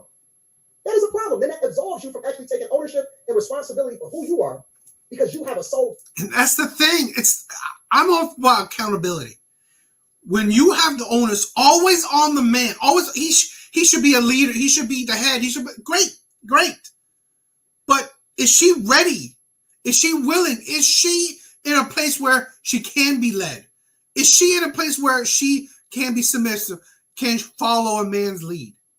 Is she? Because I'm sorry, but if you grow up in a household where your mom had no man, or at least a carousel of men going in and out of that household, do you think that she has the mindset to now follow the leadership of a man? So really, let's say this. Now this man, this is a thing. It is great. It is nice to have a man that's have a leadership qualities. Great. But even a president, if his people are rebellious, it don't mean that he can still lead his people when his people fight him on everything he does. Right? When they fight him on everything he does, well, it don't matter if he's a good leader or not. Because now these people already they don't agree with nothing. They're already rebellious in nature. So really, now this leader is having a hard time leading his flock, leading his family, because now every choice he makes, he's questioned. It's like he's not even allowed to lead, because again, this is not a dictatorship. You're not going for a dictatorship. So this is a reality of, okay, now you want the man to fight for the leadership with you? That's not going to bode well. Too. And you also gonna have to answer to the things that you did on this earth, including the people that you hurt, the children that you have out of wedlock, and they don't want to have that conversation with you because they look at you as a monetary gain. They look at you as a consumer. They look at you as a fan. I'm not looking at you as a fan. I'm looking to save your soul. I'm looking to tell you that you need to do the work and submit yourself to God before you can submit yourself to somebody else. You need to be a follower. You need to be a straight up follower of the word of God and get in your Bible and understand exactly what to look for, especially if you ain't got that covering, because the only person that can reveal it to you is God. All praises due. So check it out, y'all. It's getting heated. We got It's getting everybody heated. coming into the room right now. You're hearing the passion. I had to drop the AC earlier. Thank God I did. It's still hot, even though I dropped it. Anton Daniels came in straight down from the D1 day trip to come here and speak to Yada Awakening about these very important conversations. And the crazy thing, I'm looking at the chat. Even the chat is absolutely divided. Let's actually read some Yes, super chats. 6,200 people in the chat right now. Shout out to the Silent Sniper. Wait, so now going against men up to 5,000 times. May Allah bless you both. And here, round 3. This is a 4-round debate. We went ahead and covered 2. You missed it. You got to run this one back. All right, but we're going into round 3. You ready for round 3? Drop a round 3 right now. And make sure, by the way, Ryan gets something very special for y'all. Your 100 prompt questions are here. Date night, game night. Thing. It's really healing. It healed you. And that was the liver and the kidney and mom's bone cancer. This is an amazing product, guys. So make sure you copy that link in the description. And this is the thing. He also is looking out for the bag chasers, NDVA, and initiatives because he gave us a very special discount just for you. Click the link, takes you straight to the page. Go ahead and copy that ASAP. Absolutely. And people, just so we know. And we have literally just started implementing that formula, and it's changing our financial future, guys. Now, that does not mean that you should not continue to support the channel because we absolutely need your money. Okay, so make sure you start this one here with you, Yada, because we popped off with Anton last time. Should men be open to dating women with children? He knows it's about to go so bad. No. Can I be truthful? Absolutely. Can I be truthful? This round you can't be there. Last round was a little rough. Okay. I don't believe, personally, that we should put our women in boxes. If a woman has a child or doesn't have a child, a good woman is a good woman. My wife had a child prior to me. And I love this child. This child loves me. But the child also knows that I'm not her father. But I play a role as a father figure in her life. She's probably watching right now. If you're watching right now, baby girl, I love you and I'm thankful for you. When a man is able to lead, guide, and protect, when a man's able to walk with the attributes of the Most High God, it doesn't matter if the woman is single or... Now, my 2 cents. Should men be open to dating women with children? Yeah, you should be. But I say this. You should be only if, 1, if you want to. 2, depending on your level. Depending on your level. 1, if you're a man with children yourself. 2, if you're a man with low means. If you are a man with low means, if you are a man at a certain level in life, if you are a man at a certain high level in life, if you're a 6-figure man, if you are a 6-figure man, if you are a man that has spent the years, blood, sweat, toil to be at the pinnacle of your life, you are now you are there or you're going there to be the best spot in life. You shouldn't. You shouldn't. If you are a man at the finish line or almost at the finish line, do not lower your value, lower your standards for a woman that has kids, in my opinion. Now, you could if you want to, like I said, but you have to recognize that now you are a man of value. You are a rare man. Let's say even the 6-figure man, the 200, the 100K, the 200K, the whatever. You are a man of value. You've worked a good deal of your life to get to where the position you are now, recognize your value. If you want to, fine, but recognize the flaws, the drawbacks, the red flags of dating a woman with kids.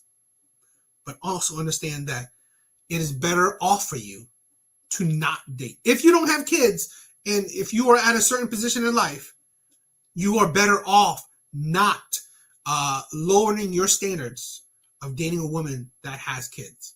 You are better off finding a woman that doesn't have kids where you can produce your own kids, have your own family 100%. Not because if a man can lead, he can lead. It doesn't matter if the woman has 3 children, 2 children, 1 child, no child. If the man can lead, he can lead.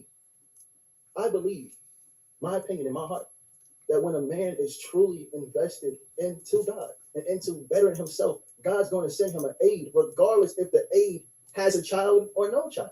I don't think we should keep telling women, oh, your value is lowered because you have children. That makes no sense. Now, brothers, I believe that if you're unable to even deal with your own personal emotions, I think you should stay alone and by yourself, or get with a woman that has nothing else going on.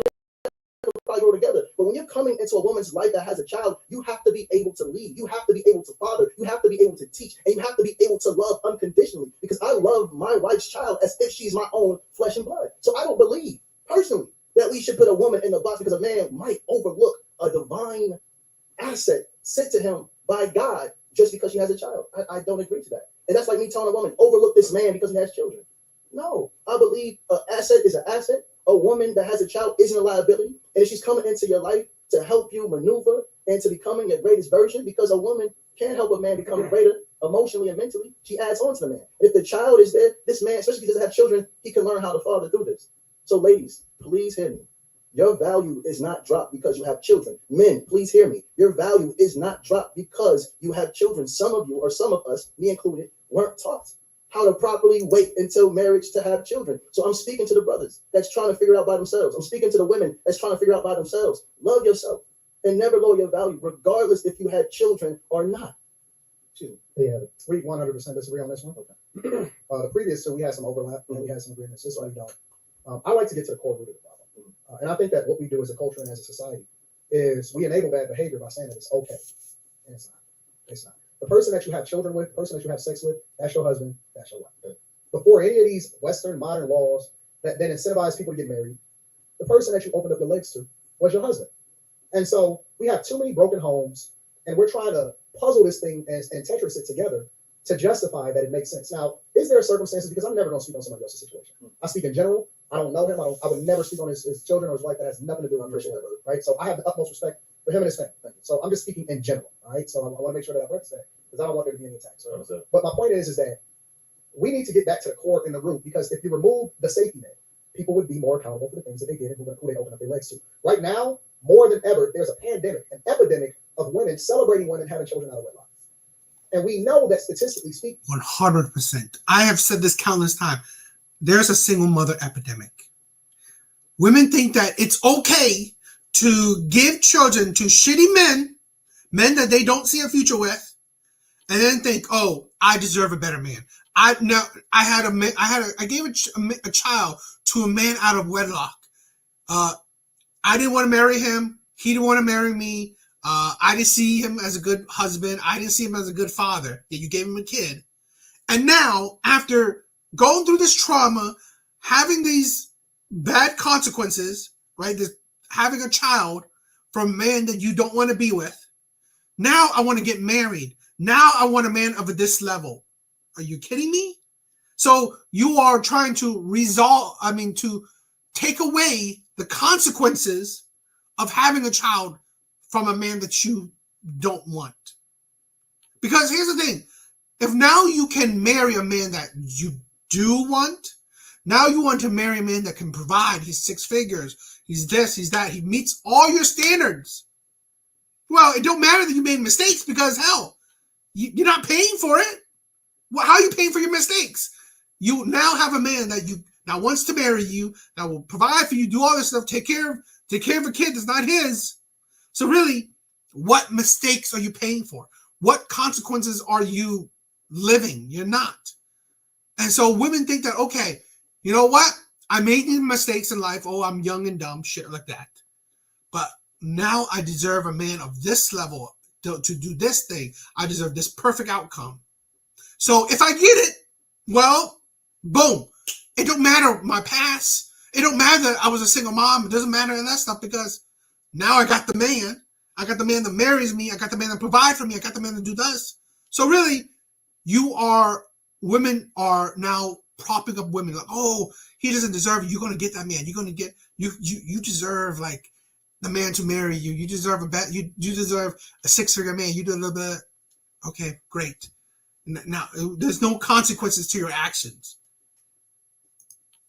That is a bad situation. You are more likely to end up in jail. You're more likely to join a gang. You're more likely to need therapy. You're less likely to be successful when it comes to future relationships. You're less likely to become a millionaire and earn as much. You're more likely to have debt as a result of student loan debt and things and so on and so forth. And so if we don't solve for this problem as a culture, we have to remove the incentives for people to think that it's okay to have families outside of the covenant that God has ordained for us to have. Now, do circumstances happen? Absolutely. But it absolutely does not. That is not the majority. Most people are intentional. And let me address something else that he said. By the time that we are able to bust one, we know what's right and wrong. You know that you should not be having children out of wedlock. This is not something that we have to discover. At a very basic level, we know better. And that's why I can speak to men when I say the majority of men, especially black men, do not have children out of wedlock. That is a small minority of men that is populating the majority of these women. And we don't really want to hold them accountable because we know that women are the biggest consumers. And so again, I'm not here to make people feel good. I'm here to tell them the truth. No, I do not think that a man needs to practice becoming a father to a child that's not his and trying to figure it out to negotiate and work with another man that wants to probably at some point participate in this child's life because it is a zero-sum game. And I know so many people that regret the day that they ever decided to get into a relationship with a woman that then ultimately should have went back to her child's father. Go back to your child's father and work it out. Because that's the person that you created the covenant with. That's the person that you married according to God's law. Go fix it. That's what you need to do. Now, what if a woman is saying that this man is just absolutely egregious? That's just somebody I was. It's not even something that I can repair or go back to. It's not about how you. you get that woman? It's not about her. It's about the child. Everything that you do at that point to bring somebody into this world that didn't ask to be here is what's best for the child. You remove yourself. You got to put down yourself and up with God. What is in the best interest of that child? Is it in the best interest of that child for you to be raising that child in a 2-parent household with the father?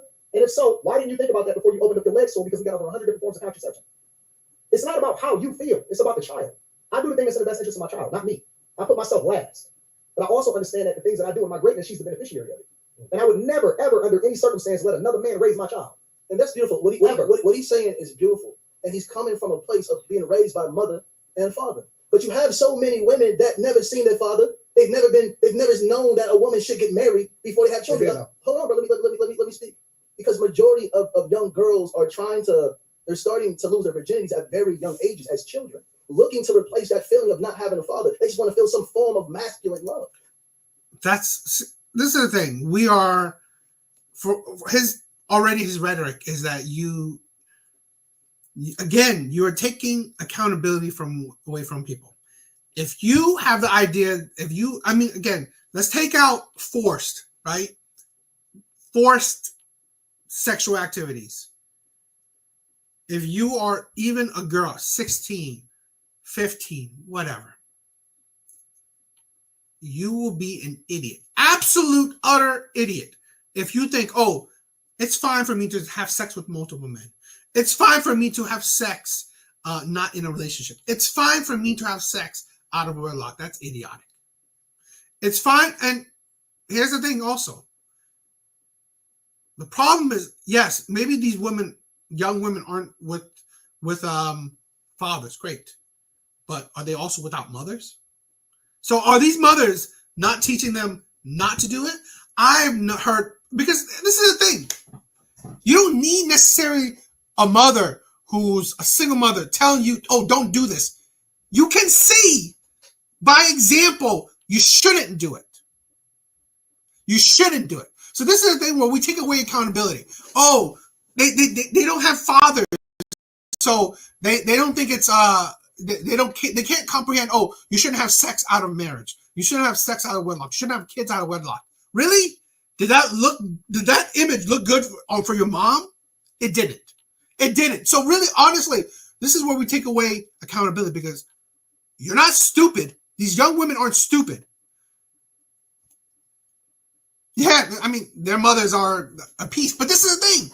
These young girls, if they're stupid, then fine. They're idiots. But then, in my opinion, they're not. They see from their mothers that situation, living that life, right? Having a child out of wedlock, having sex with multiple men, all the shit, that ain't a glamorous lifestyle. So no, you shouldn't just blame, because she doesn't have a father. No, is she smart or is she not? Because here's the thing, like I said, she still has a mom. She still has a mom. She still has an example of, do you want that lifestyle? Because here's the thing, a lot of people don't realize that, hey, you take away accountability, guess what? That's the lifestyle you live. Plain and simple. And yo, Parasocial, thank you for stopping by, bro. So if this child made a mistake at 15 or made a mistake at 16 by sleeping with the wrong man that promised her the world, oh baby, I love you, oh baby, I'm thankful for you, oh baby, I'll never leave you, and she got into this woman's head because, like you said, fathers should know and teach their daughters right or wrong. You do agree, correct? So if the father isn't there, mothers should too. This is the thing. Yes, if father's not there, terrible. But mothers should too. It's like, do you think your children are stupid then? Because here's the thing, your mom is an example of a lifestyle you could have. So really, your mom doesn't need to tell you, don't have kids out of wedlock. She's living that example. And this is the thing where you make it seem like, unless your child is an idiot, unless you were an idiot as a child. Because yes, people say they're young and dumb, but here's the thing. That is an excuse that is taking away accountability. Taking away accountability. Because if you can have sex, you should be smart enough knowing that, you know what comes with it. I have always believed when you do adult shit, you will get adult problems. Plain and simple. I don't give a shit if you're 14, 15, 16. I don't give a shit. If you are mature enough to do adult shit willingly, you should accept adult consequences. and she's running behind a masculine energy, and this man is saying, I love you, I'll never leave you, I'll never cheat on you, and she falls in love with this man now saying, I want your body. If you love me, let me get your body. She doesn't know right from wrong because she didn't see no man growing up. Now she gives this man the body. Now a child is born. That means that this man right here that doesn't have any children should not get with her? Absolutely not. Come on, brother. Absolutely not. Come on, brother. 100%. Come on, brother. Come on, brother. Listen, at a very early age, I was never going to not have a child, or I was never going to have a child out of wedlock. It's just the facts. We was never going to co-parent. I was never going to have another man in my child's life. That's beautiful. And this is the sentiment of most men, especially black men. This is a norm within our culture. Go and look it up. It's data. It's statistics. This is not my opinion. This is a fact. And again, I'm gonna go back to the core of what I said in the very first conversation. You can solve for 99% of all men that are doing the wrong thing, and 1% of men can populate the majority of the earth with women that choose to be with this one man.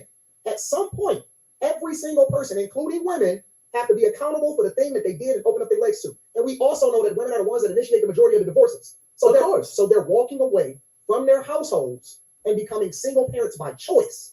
This isn't something that they're being forced to. So when he's a great salesman. I gotta give you. Come on, no, you're phenomenal. Come on, you do the whole crying thing. Come on, oh my brother. God. Come on, brother. You're showing sassy right now. Come on, brother. No. This is what Come you we said. men now, brother. No, listen. Come we men Oh now. my God. Come on now, I brother. didn't know a man, and so as a result, I was looking for love, and so I had this child. You know what I hear? Excuses. Excuses. Let me add on something real quick, right? Yeah, great self. This man right here. I see why you got a great product. This man, thank you, brother. Appreciate you. This man right here. I don't want to attack Anton. Let me say it. No, hold on. My life is I want to make sure my words is accurate. Let me not try to attack Anton. Let me say it like that. It's toxic to teach a woman to stay in a home where there's no form of love or safety or security, because that teaches the woman, the young child, it teaches the young girl that she should grow up and stay. Yeah, it's not toxic to have a child with a man that can produce that kind of lifestyle. This is a thing where we got to understand. Condoms are not a new thing. Birth control is not a new thing. I have heard so many times that women are young, they still will have the child, regardless. Where, here's the thing, you're 15. Take a birth control pill. You're 15. Take the plan B. You're 15. Use a condom.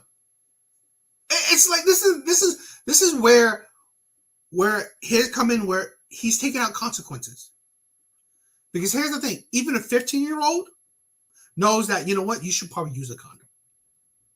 Even a 15-year-old know that, you know what, you shouldn't give birth to a child. How about use plan B? I mean, like, this is the thing. Even a 15-year-old know that if they are going to be sexually active, fine, go on birth control. It's not rocket science. This is the thing where this logic, this knowledge, safe sex, you learned it in school. At 15, high school, you're learning safe sex. Teachers are telling you condoms. Teachers are telling you birth control pills, right? Teachers. So really, no, this is the thing where you have to be like so stupid that you do not even know how to spell your own name to not understand that concept. Because this is the thing where we are believing women to be idiots, that they can't even understand safe sex. Even if they don't even understand abstinence, they're getting fooled by these stupid young men's words. You're not.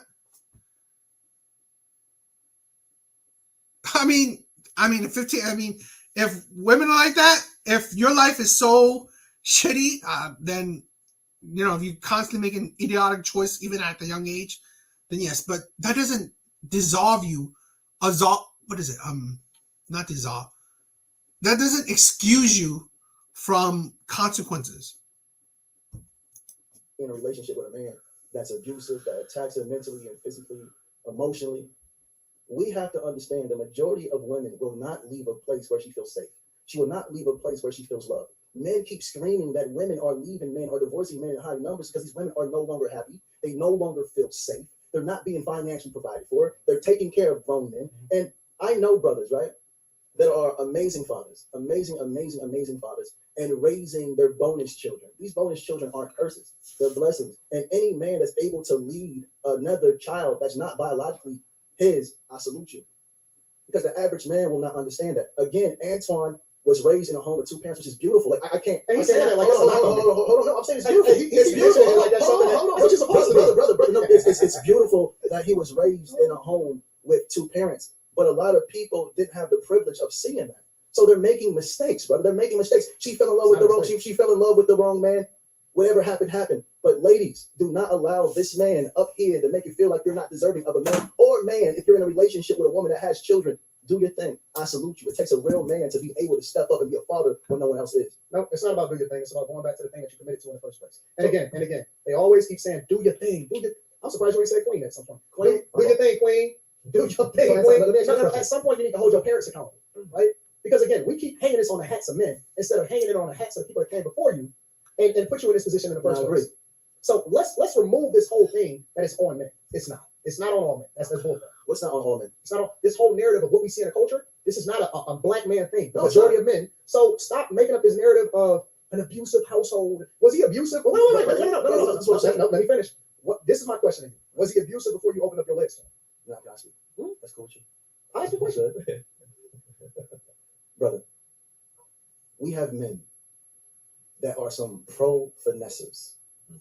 They will give a woman a representation of themselves. And when they got their hooks into the woman, they turn into something different.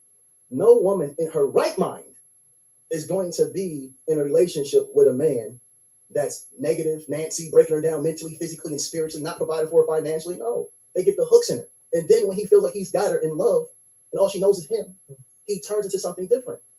All I'm saying to you, brother, this is what I need you to hear this. I need you to hear this. You know that kind of narrative. Do I disagree that there are men out there that are two-faced? There are men out there that are charmers, that has the Riz game. The players, the bad boys, right? No, the Pookies, the Ray Rays, there are plenty of those men. But here's the thing. What I've learned, what I've heard from many women, I've heard this from many women. They've only known that man 2 months, 3 months, 5 months. They barely know this man.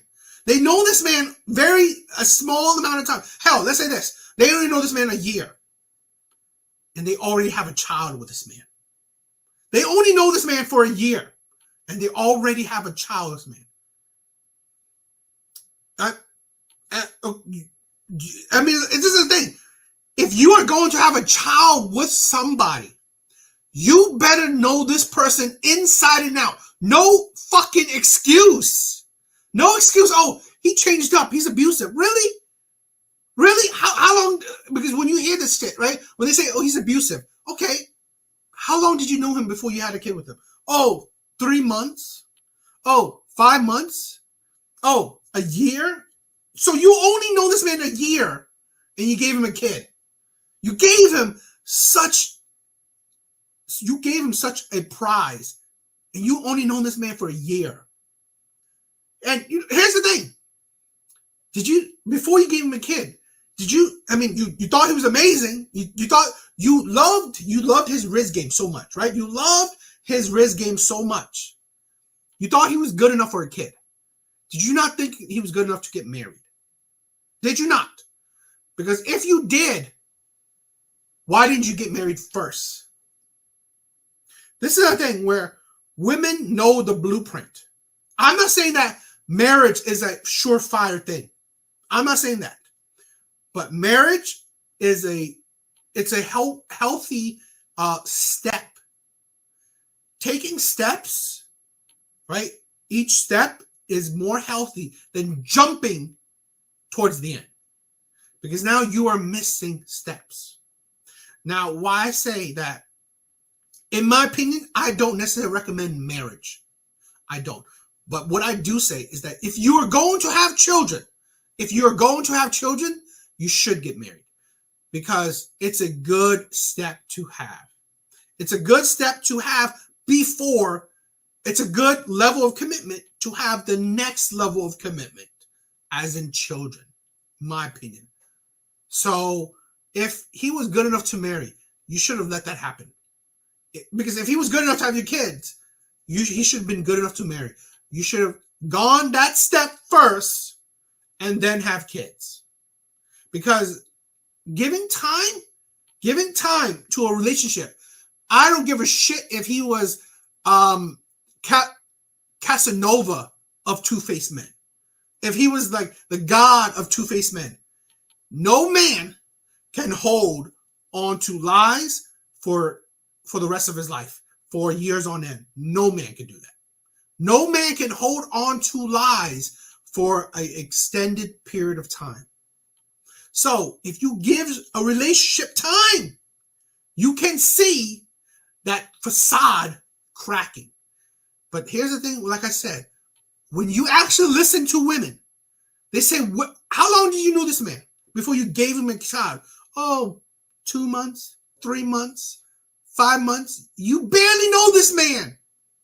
You barely see him in every situation. You barely see him how he interacts with kids. You barely hear how his views with kids. You barely see him in every situation. You barely see, how does he act when you go out to dinner with him? How does he act when you go out to the club with him? How does he act around his friends? How does he act around his family? How does he act in every situation possible? So you can understand what type of man this is. How does he act when he's angry? How does he act when he's sad? This is the thing women cannot say. They cannot give you examples. They cannot articulate it because then they don't know. They barely know this man. So no, this is the problem where we are taking away accountability from women. Where, you know what? You should have known this man better. No excuse that, oh, now he's abusive. Because hell, how could he not be abusive before the child, but after he is abusive? Because you didn't know how he was. You only knew him for 3 months. You only knew him for 5 months. So really, you barely know him at all. So no duh. Oh, surprise, surprise. Now he's abusive after the child. Because hell, you didn't know him for shit. Woman that has had a child and is not with the man aren't bad people. And every man that had a child and not with the woman is not bad people. We keep saying a man shouldn't be with a woman that has children. Why? Because she had her children, but this man has children and children aren't with him. We have to make sense of this. Why do we keep saying, man, don't be with a woman with children, but we're not saying nothing about the man that's not taking care of his children or there for his children? I want to actually ask that question right. That's like a Little Mermaid movie that you just made. Let me ask this real quick because I want to know if you also feel that the way about men as well, because you got to do it yourself. If you're giving her some instruction, would you pretty much instruct any woman? Is it the same rule that women should also stay away? I would not tell a woman that don't have children to marry a man with children. Okay. I'm not biased on this. I'm consistent across the board. I don't think that it's in a. Could she possibly marry a good guy? Could a guy possibly marry a good woman? Absolutely. But I would never advise it because I would never tell somebody to do something I wouldn't do myself. I'm consistent in that. And let me correct them for a minute. Nobody said that they were bad people. Okay. That's just not your people. Everybody that's a good person is not for you.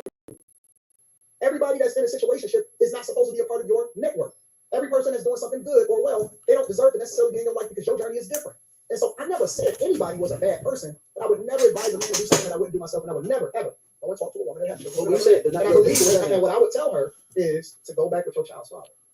And it doesn't mean that she can't have love. If you can finesse a man into doing it, then do so. But I would never advise my guys to do it. When you say not your people, what does that mean? It can mean anything. It can mean that we're not equally yoked. Maybe we don't need to do business together. Maybe we are going in two different directions. Maybe we have two different belief systems. It's a lot of different things that can identify whether or not a person is your person or your people and not. Okay, so are you telling people they should be in relationships even though it's toxic just because of the child? I never said that. So when should they part ways? I don't think that they should have got it together in the first place because you know we're already there. We're already there. I specifically said no. I don't address if we already there. Right. I address. Literally. You have to take ownership and responsibility. Right. I don't believe that people are getting finessed like you painted the picture. I believe because that's to say that women aren't smart. Because how did you get so smart afterwards, but you wasn't smart enough to be able to identify that he was a POS when you got with him? That's literally telling y'all that y'all idiots. You're not an idiot. You're not dumb. Most women know who the dude is that they got with and who they chased before they got with him and opened up their legs to him. You know that. That's why they say get married. Marry before you carry. That's why they say that. So let's, because I get you pretty much talking prevention. Correct. Not necessarily in the situation, but I actually want to go to the situation because right now our culture is facing this situation in large numbers, Anton. So I want to get your counsel for the people now in the situation because we get your stance, not putting us there. I told you, go back with your child's father. But here's the thing. If we have identified as well, to Yada's point, that the brother is, at this point, not working on himself, pretty much unqualified at this point to lead and manage a family, may not even have the desire to, do you still recommend that woman put herself in that position? Or should she, to be in a relationship with this type of man? Or should she go about parting ways and trying to find, just run it, be a single Listen, I took my vow serious. I don't believe in parting ways.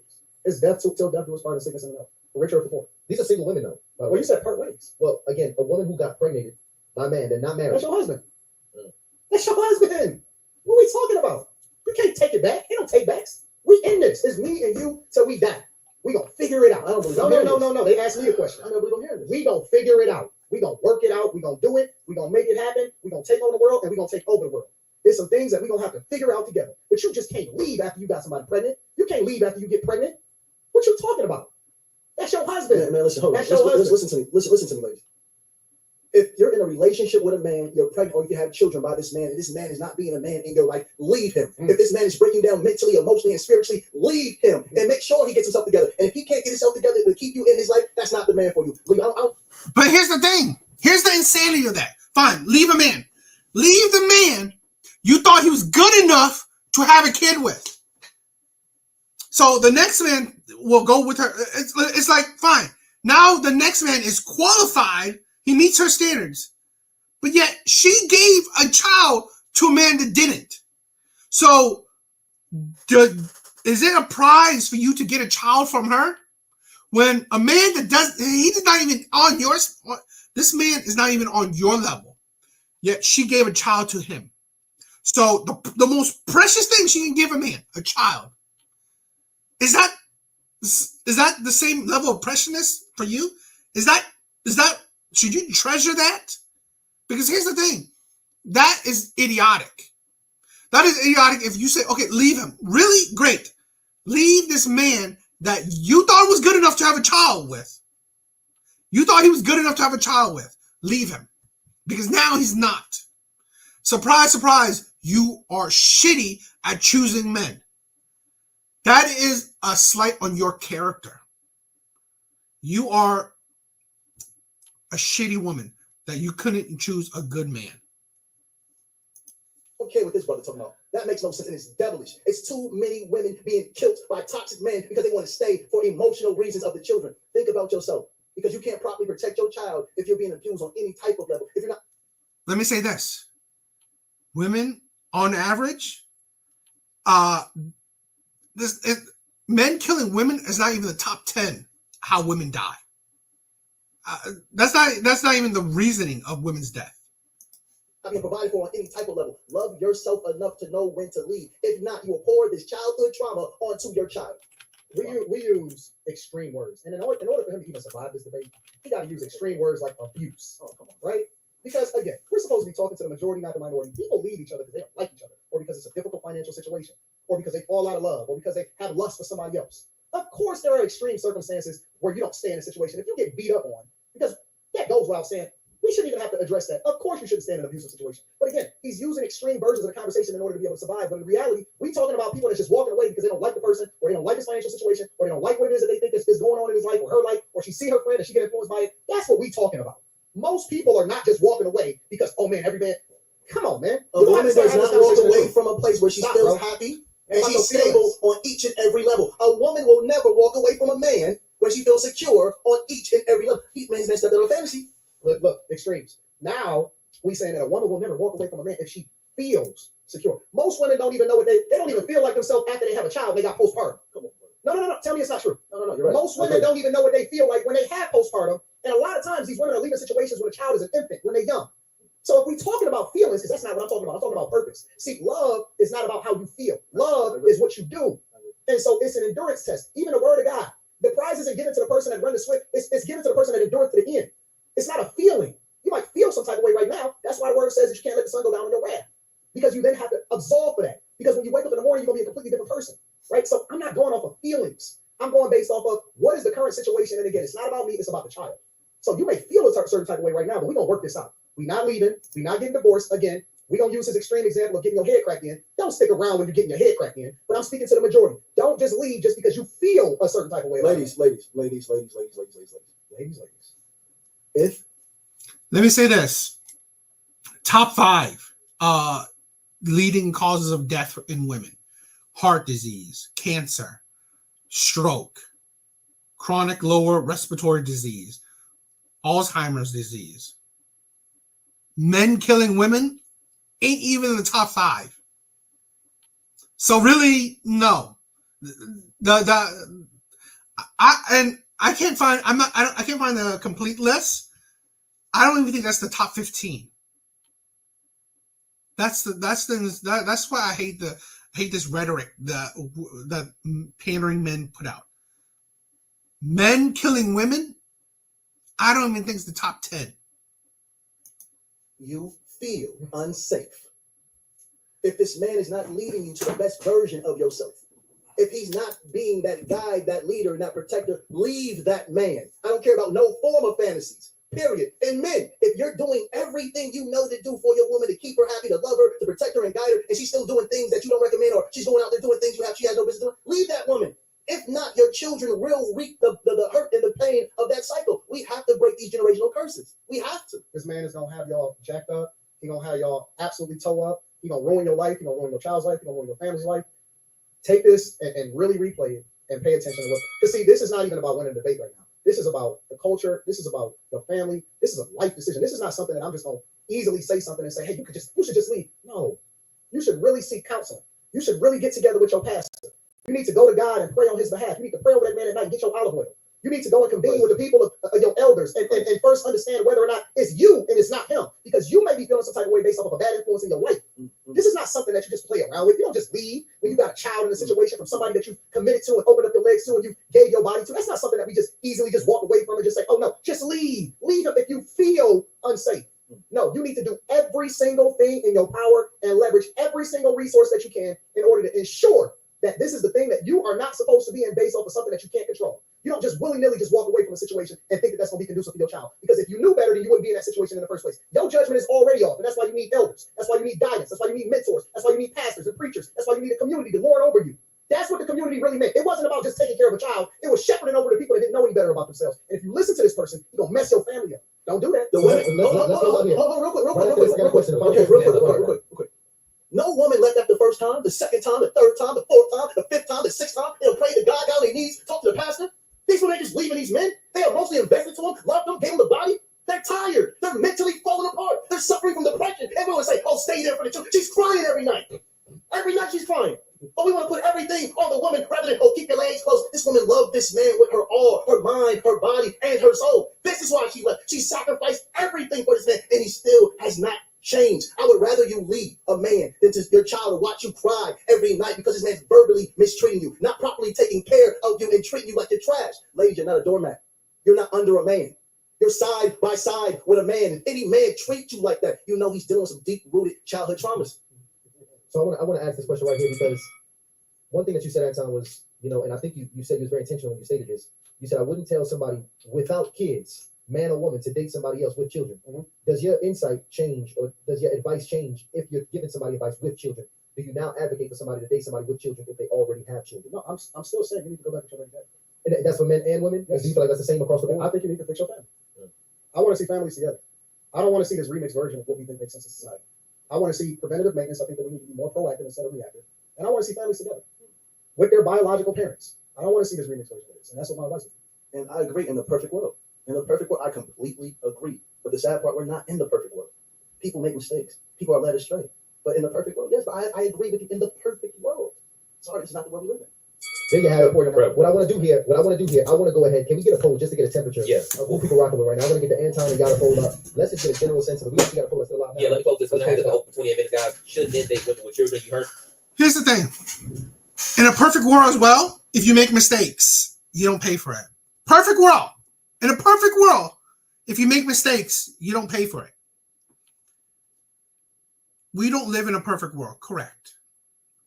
So if you make mistakes, that don't mean that you qualify for a woman that has kids.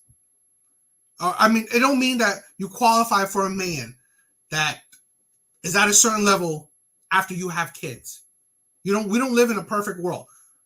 Have that mindset across the board. Yes, we don't live in a perfect world. So do not think that if you make these mistakes, that there's no consequences to your actions. There are consequences. There's no queen in this shit. There's no queen when you don't have a king. From both Yada and Anton, 60% and 60% of people say yes. 60% say yes. Very interesting. I want to drop that other poll just to get a sense of it. Matter of fact, how about Drop it in the chat. Just drop it in the chat. Yeah. Yada, Anton, I want to get a temperature of the room. I want to see where people are. We're moving into round 4. This is the final round. If you're ready for the final round. Cassian says, saying beyond the arguments, misunderstanding, and mistakes is realizing perfection does not exist in your relationships, but their beauty is in the efforts to stay united as a couple. Shout out to Married Politics and Sports again. 77% of black women have children out of wedlock by 24 years old. Black men have been left with very slim pickings for black men. Black women, I'm supposed to be saying, what about the disrespect black women give to the stepdaddy? Interesting. Shout out to High Quality Women, one of our very own initiatives. She's had at least over a year with that purple bag. Shout out to you. There you go. Anton. We're moving into round 4 of the conversation, and we're about to get it. We got Yada in the building. Absolutely. And we also got my brother Anton in here. And let's go ahead and get into round 4. This one here is this one here also trigger. This whole conversation is a trigger one, to be honest with you. Yeah, right. Because we had a situation a few episodes ago. I had my brother Anthony O'Neill on. I had my brother Wall Street Trapper on. There was a sister who claimed that brothers over 40 and single were actually red flags. The interesting thing is, a lot of the culture actually says the same about the ladies. We didn't talk about the ladies, but I want to bring that here to this conversation because who we started with last? Did we start with Yada last round? We started with Anton and ended with Yada last round. So we're going back to Anton. Because here we go, Anton. Would you say it is a red flag if a woman is, let's say, 35 plus and single? Is that a red flag? No. I don't think that's a red flag. I don't think that a lot of things that society and the culture says is red flags is a red flag. I don't think that a woman that don't have children by 40 is a red flag. Right? I just think that, again, I don't think that we're a monolith. I think that everybody is different. Their circumstances determine what their decisions are going to be and then ultimately what their outcomes are. I think Anton is cool. I like him. In my opinion, personal opinion, that's a red flag. A woman that is over 40 or 40 and single is a red flag. I've said this countless times before. Dating for women is easy. If she's 40, 20, ugly, pretty, fat, skinny, you name it. You name whatever spectrum, whatever end of the spectrum she is. Dating for women is easy because there will always be men out there that will want you. So if you have the the crazy amount of options, why in all these years you still have not found the man that you want? How? Why when there's like, when there are hundreds of men that will want you, and you at 40 you must have dated plenty. You must have dated plenty of men. Why in your 40s that you still in the dating market? Why are you still in the dating market at 40? I've said this countless times before. One, you are attracted to, or you attract terrible men. You're attracted to the Pookies and the Ray Rays, the bad boys, the players, the Chads, the Tyrones. You attract terrible men, so you're poor judgment character. Two, you are hard to deal with. So even if you attract good men, you turn off good men. Good men don't want to be around you. So really, and a lot of times it could be a bit of both. So that makes, in my opinion, she's a red flag. She's a red flag. Now, I've said this also countless times. Red flags do not mean that, oh, she's an automatically no. Like one red flag, oh, that's it. She's done. I don't want to date her. No. I've said this countless before. You have to recognize the red flags, whether it's small red flag or a big red flag, you have to recognize it. Once you recognize it, analyze it and see that, okay, this is too big of a red flag that I need to leave, or there's so many red flags, I need to leave. This is the thing where you have to recognize the red flags and determine it yourself individually if this woman is worth it. So a red flag is not automatic, oh no, this woman is a no-go. No, but it's still a red flag.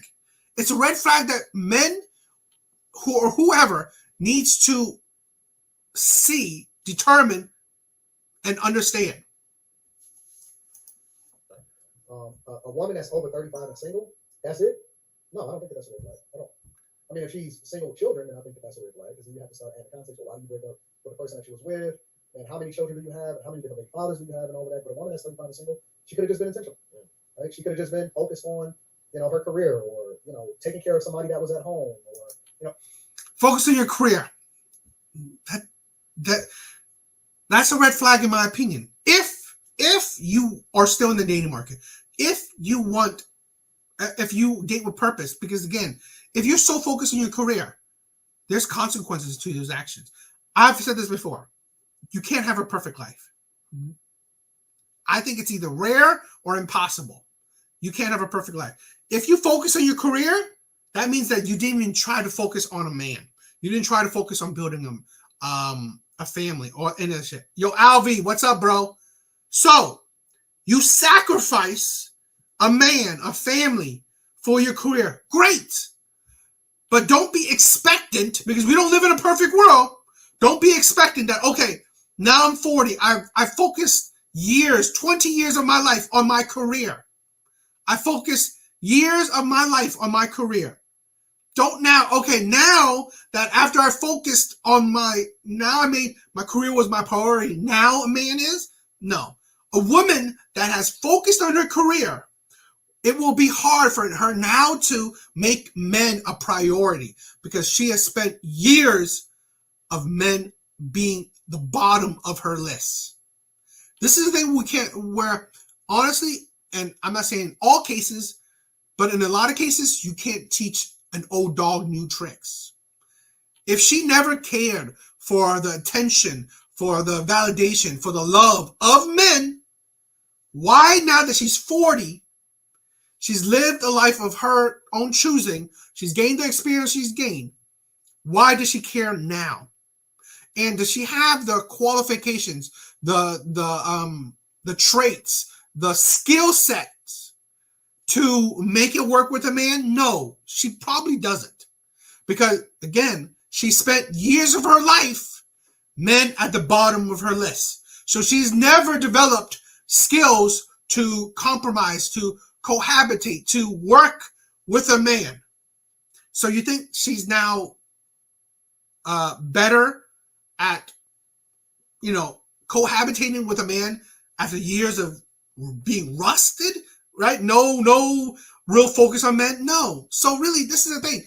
Yes, that's a red flag if a woman has focused on her career, if she's still in the dating market. Now, if she's taking care of this is the thing. If she's, I want to dissect what Anton said. Fine. If she spent her life taking care of a family member, okay, but is she a virgin then? Because if she's not, I mean, she has given her time to some men. So really, again, that's not an excuse. That's not a good enough excuse. A lot of times, it's a lot of men and women that are playing son husband or son wife to parents that then had children to take care of them, which is selfish on their part. But that woman could be responsible for that parent in that way, and she could have taken on that burden, which is not her fault, and she shouldn't have to take on that burden. But I think that it's nuanced in its context. So I don't personally look at a woman over 35 that's single, and that's just the criteria alone as a red flag. And let me also say this before you go. I think that I do. In my opinion, I just gave you the reasoning. I do. That's a red flag. But like I said, it don't mean that it's an automatic no. Red flags, in my opinion, and depending on the degree of the red flag, how big is it, it's not an automatic no. But we have such a big problem in today's dating society that we ignore red flags. Yes, a woman in her 40s still in the dating market is a red flag, but it doesn't mean that it's an automatic no. But we should not ignore it, because there's a reason why she's 40, has all these options, throughout all the years of her dating life, has all these options, and still single in her 40s. It's a red flag. we all have red flags. Right. Some of them bigger than others, right? Some of us have some things that we have to work on. It's a lifetime of work that we're doing, and we're evolving as we go. You're not going to be the same person at 20 as you were at 30. You're going to be a different person at 40 you were at 30, and so on and so forth. And so I think that everybody has red flags, green flags, and so on. The conversation I think that we miss is, what are you willing to live with and work with? Because we're looking for this ideal person. We'll say, okay, well, they have to make this amount of money, or they have to be this far in their career, or they have to be a Greek, or they have to be in a fraternity or a sorority, and all of these different criteria. But we're not looking at the thing that you're willing to work through, because the thing that determines whether or not you're going to stay together is the problems, not the things that you like about the person. The things that you're willing to endure through when they're growing and evolving past that point. Even when it comes to financially, again, I spoke a lot on younger people, 20, 21, 22 years old. You may be looking at a guy that has all of the things that you want in life financially, and he may be 30, 40, right? He may be 40, 50. And you don't want to endure with this guy that ultimately is going to get there, and he has your best interest at heart. He has better character. He actually believes in God, right? And we see a lot of women walk away from that for the glitz and the glam and for the highlights. You see what I'm saying? So I don't think that that's a red flag on him. I just think that's a growth opportunity, but she don't want to be with that guy, because the culture that we live in is saying to go with the guy that got all the money instead of going with the guy that actually has a better interest in you that ultimately is going to translate to the best situation for the both of y'all. So I don't look at a woman over 35 alone as just a red flag. I don't look at that. Yeah, what's your thoughts on that question, brother? I agree completely with the brother. The only thing that I disagree with is him saying if the woman is over the age of 35 with children. You know, some women have given men their youth and been married 20 plus years, and the relationship just didn't work, and they parted ways, some peacefully, some toxic. But which is idiotic. And that's the thing. I disagree. I disagree. If she's giving a man her youth, this is the thing where this is the fallacy. This is the pandering logic, and where there's no logic in it. If you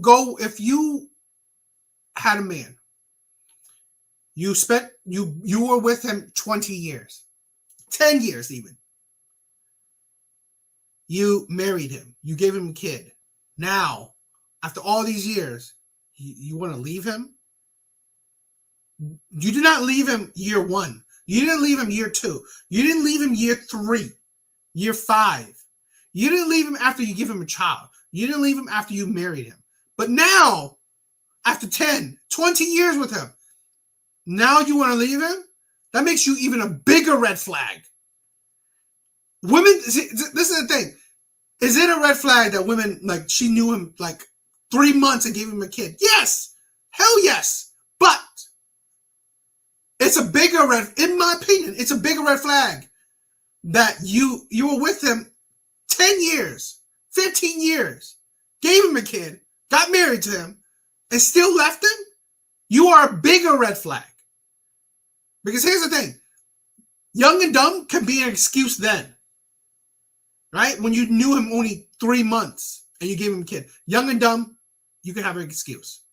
What's the excuse that now after you gave him years of your life, you gave him children, you gave him marriage, or you married him? What's the excuse there? Now he's abusive? Now he's what? Now he's a cheater? So, no, yes. It is a red flag that you gave him your youth. You had kids with him. I believe that woman is in a place of healing. So I think all women, regardless of their age, if they're single and working on themselves, I don't see that as a red flag. And like my brother said, I believe that we all have red flags, and we should really get with people that can deal with that red flag. There you have it. Honestly, man, again, I think a lot of overlay and overlap. And it's interesting because I know you brothers very well as far as your content and what you speak about. And although you guys have a lot of differences, there is a lot of overlap in your perspective, which is very interesting. But that's why I'm happy that we was able to get some nuance here in this conversation. What I actually want to do here, because we always like to get Before you did, I want to say to Antoine, brother, thank you. No, thank you for coming here, man, and being respectful. You're a funny guy. you're a funny guy, but man, you came here, man. Your brother's very intelligent. You articulate yourself very well, man. I'm blessed to have you as my brother, even though I might not agree with everything. I am blessed to have you as my brother, and this is my little brother, man. but let me also say that I do appreciate him, right? I do appreciate you, and then I actually see value.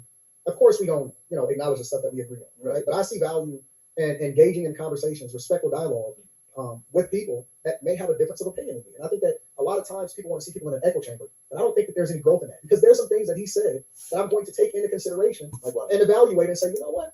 Did he have something there that I kind of overlooked? And so I see value in you. I see value in the conversation. I think that you are a blessing to the culture, especially as an example of how it is that you guide over your family. And so I have a lot of respect for you, even though we may disagree and we don't have some dialogue. We entertaining for the people and stuff, but I do respect you. Hey, I have to add this too. I watched a few videos last night of this brother. I have to say, this is the first time I've seen this brother so respectful, and I believe, but I believe that it is because he was also given respect. And that's a fact. And I also believe it has something to do with it's just some kind of Holy Spirit. It's a Holy Spirit. It's only in the studio. So somebody in the studio that does that, but I appreciate y'all coming back. We're not done. Y'all, listen, I understand we get the closing statements going. If you're familiar with Hardly Initiated, you know we always get the family involved in the conversation. But I understand that this was a passionate conversation, and you're going to come up here and try to give me your narrative and life story. So I'm going to challenge you, because I don't want the family to be brief and brilliant. Please, Lana, go ahead and drop the link in the chat for people to come backstage. Link in the chat and link in the description right now. What we're going to do, I'm going to only give you 30 seconds, all right? So we're going to make this fun. 30 seconds. I want to hear who you think won tonight and why. Okay, and what I'm going to do, just so we can spread it out, we're going to bring a few ladies up. We're going to bring a few guys up. So I want you to come backstage and let us know what your thoughts on this. And while that's actually happening, it's funny, I had closing remarks, give the brother closing remarks, but it seems like these brothers went ahead and got their closing remarks. They're good. Lana, get ready to run that initiation hotline in just a second. I want to finish out with some of these super chats. Shout out to Christine, says, for Anton, I had kids before marriage and putting God first, because when you learn better, you do better. Shout out to Bless Rich, says, y'all should have hit me up for that chop and stop saying mistakes. All right, let's go, Lana. Let's go ahead and put up the misses, okay? Absolutely. Oh, that's what it is. So many people backstage, they want to chime in. Well, I mean, I think that's okay, so interesting. If you guys want to see the rest, you guys could. I thought it was interesting. I liked it. It was very fun. I think it was interesting. I would definitely say Anton won but obviously men would. I saw a comment said, yeah, men would agree with Anton, women would agree with the guy Yada, but I don't say that,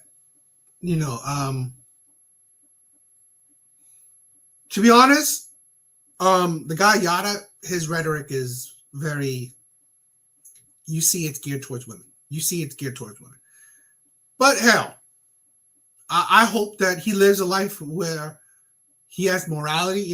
He's a husband, a father. He's taking care of his wife. He's taking care of his kids. Okay. The problem is with these men, in my opinion, that panders to women, their rhetoric always backfires. We've seen this before. the Derek Jackson of the world. He's a man that cheated on his wife. He's a man that has a string of infidelities. He's a big panderer. Let's say the Steve Harveys of the world, a man that panders to women. Well, his wife cheated on him. So this is a thing where you see that the life of men that panders to women, they will live a life that is hypocrisy, that is counterintuitive to the words they say. They will live a life like that because honestly, their words do not work out. It does not. So I hope that, because like again, he's a husband. He takes care of his wife. He takes care of his kid. Cool. Hopefully he lives up to the words he say. The problem is usually they don't. Usually these men that panders to women, they are the reasoning. They are the example of what they say. Like when they say cheaters, they say this, that. They are that. These men are not. They're no better. They live in hypocrisy. They live in pandering to feelings instead of logic, because that's how they get money. When honestly, they are the men that they warn women about. So, it is what it is. I thought it's always nice to listen to, interesting debates. I thought these were, interesting debates. It's only 2 hours. I get it. So they didn't try to flesh and really pursue even more, get heated debate, but it's respectful. It's decent dialogue. They're not necessarily arguing or really going crazy, fighting each other, which is, this is the thing where I like when men have conversations, it's more respectful, right? In a certain degree. So that's why, imagine if it was a woman, it will be crazy. But yeah, what do you guys think? I hope you guys liked tonight's live. I thought it was different. I thought it was interesting.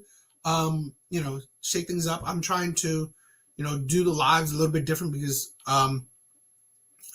if you guys know, I usually cut up my live content into regular videos for the video section, but I have plenty of videos, so I'm just doing videos that I don't really need to cut up or I don't care about cutting up. So hope you guys like it. Hope you guys had a good week. Hope you guys will have a good weekend. Again, like I said in the beginning, why I didn't do a live on Wednesday. It was a bad day. Right? Got into a car accident. Not really. I mean, someone hit my car. So, and my car was parked. Going outside my work, finding my car got hit when it was parked. No one to blame because it was a hit and run. So I was depressed. I've been depressed for a few days. So, I mean, I'll get over it. I mean, I can't change anything. I can't do nothing about it. It is what it is. But still, it's depressing. So that's why I haven't been. I missed Wednesday's live. I had to push myself to do tonight's live too. I love it. I'm happy to watch these things with you guys. It's just that it was hard because I was a bit depressed. But that's life, right? It is what it is. So hope you guys like this tonight's live. I thought it was interesting. I thought it was different. There was not that many people, but it is what it is. Yeah. Hope you guys like it. Later, guys.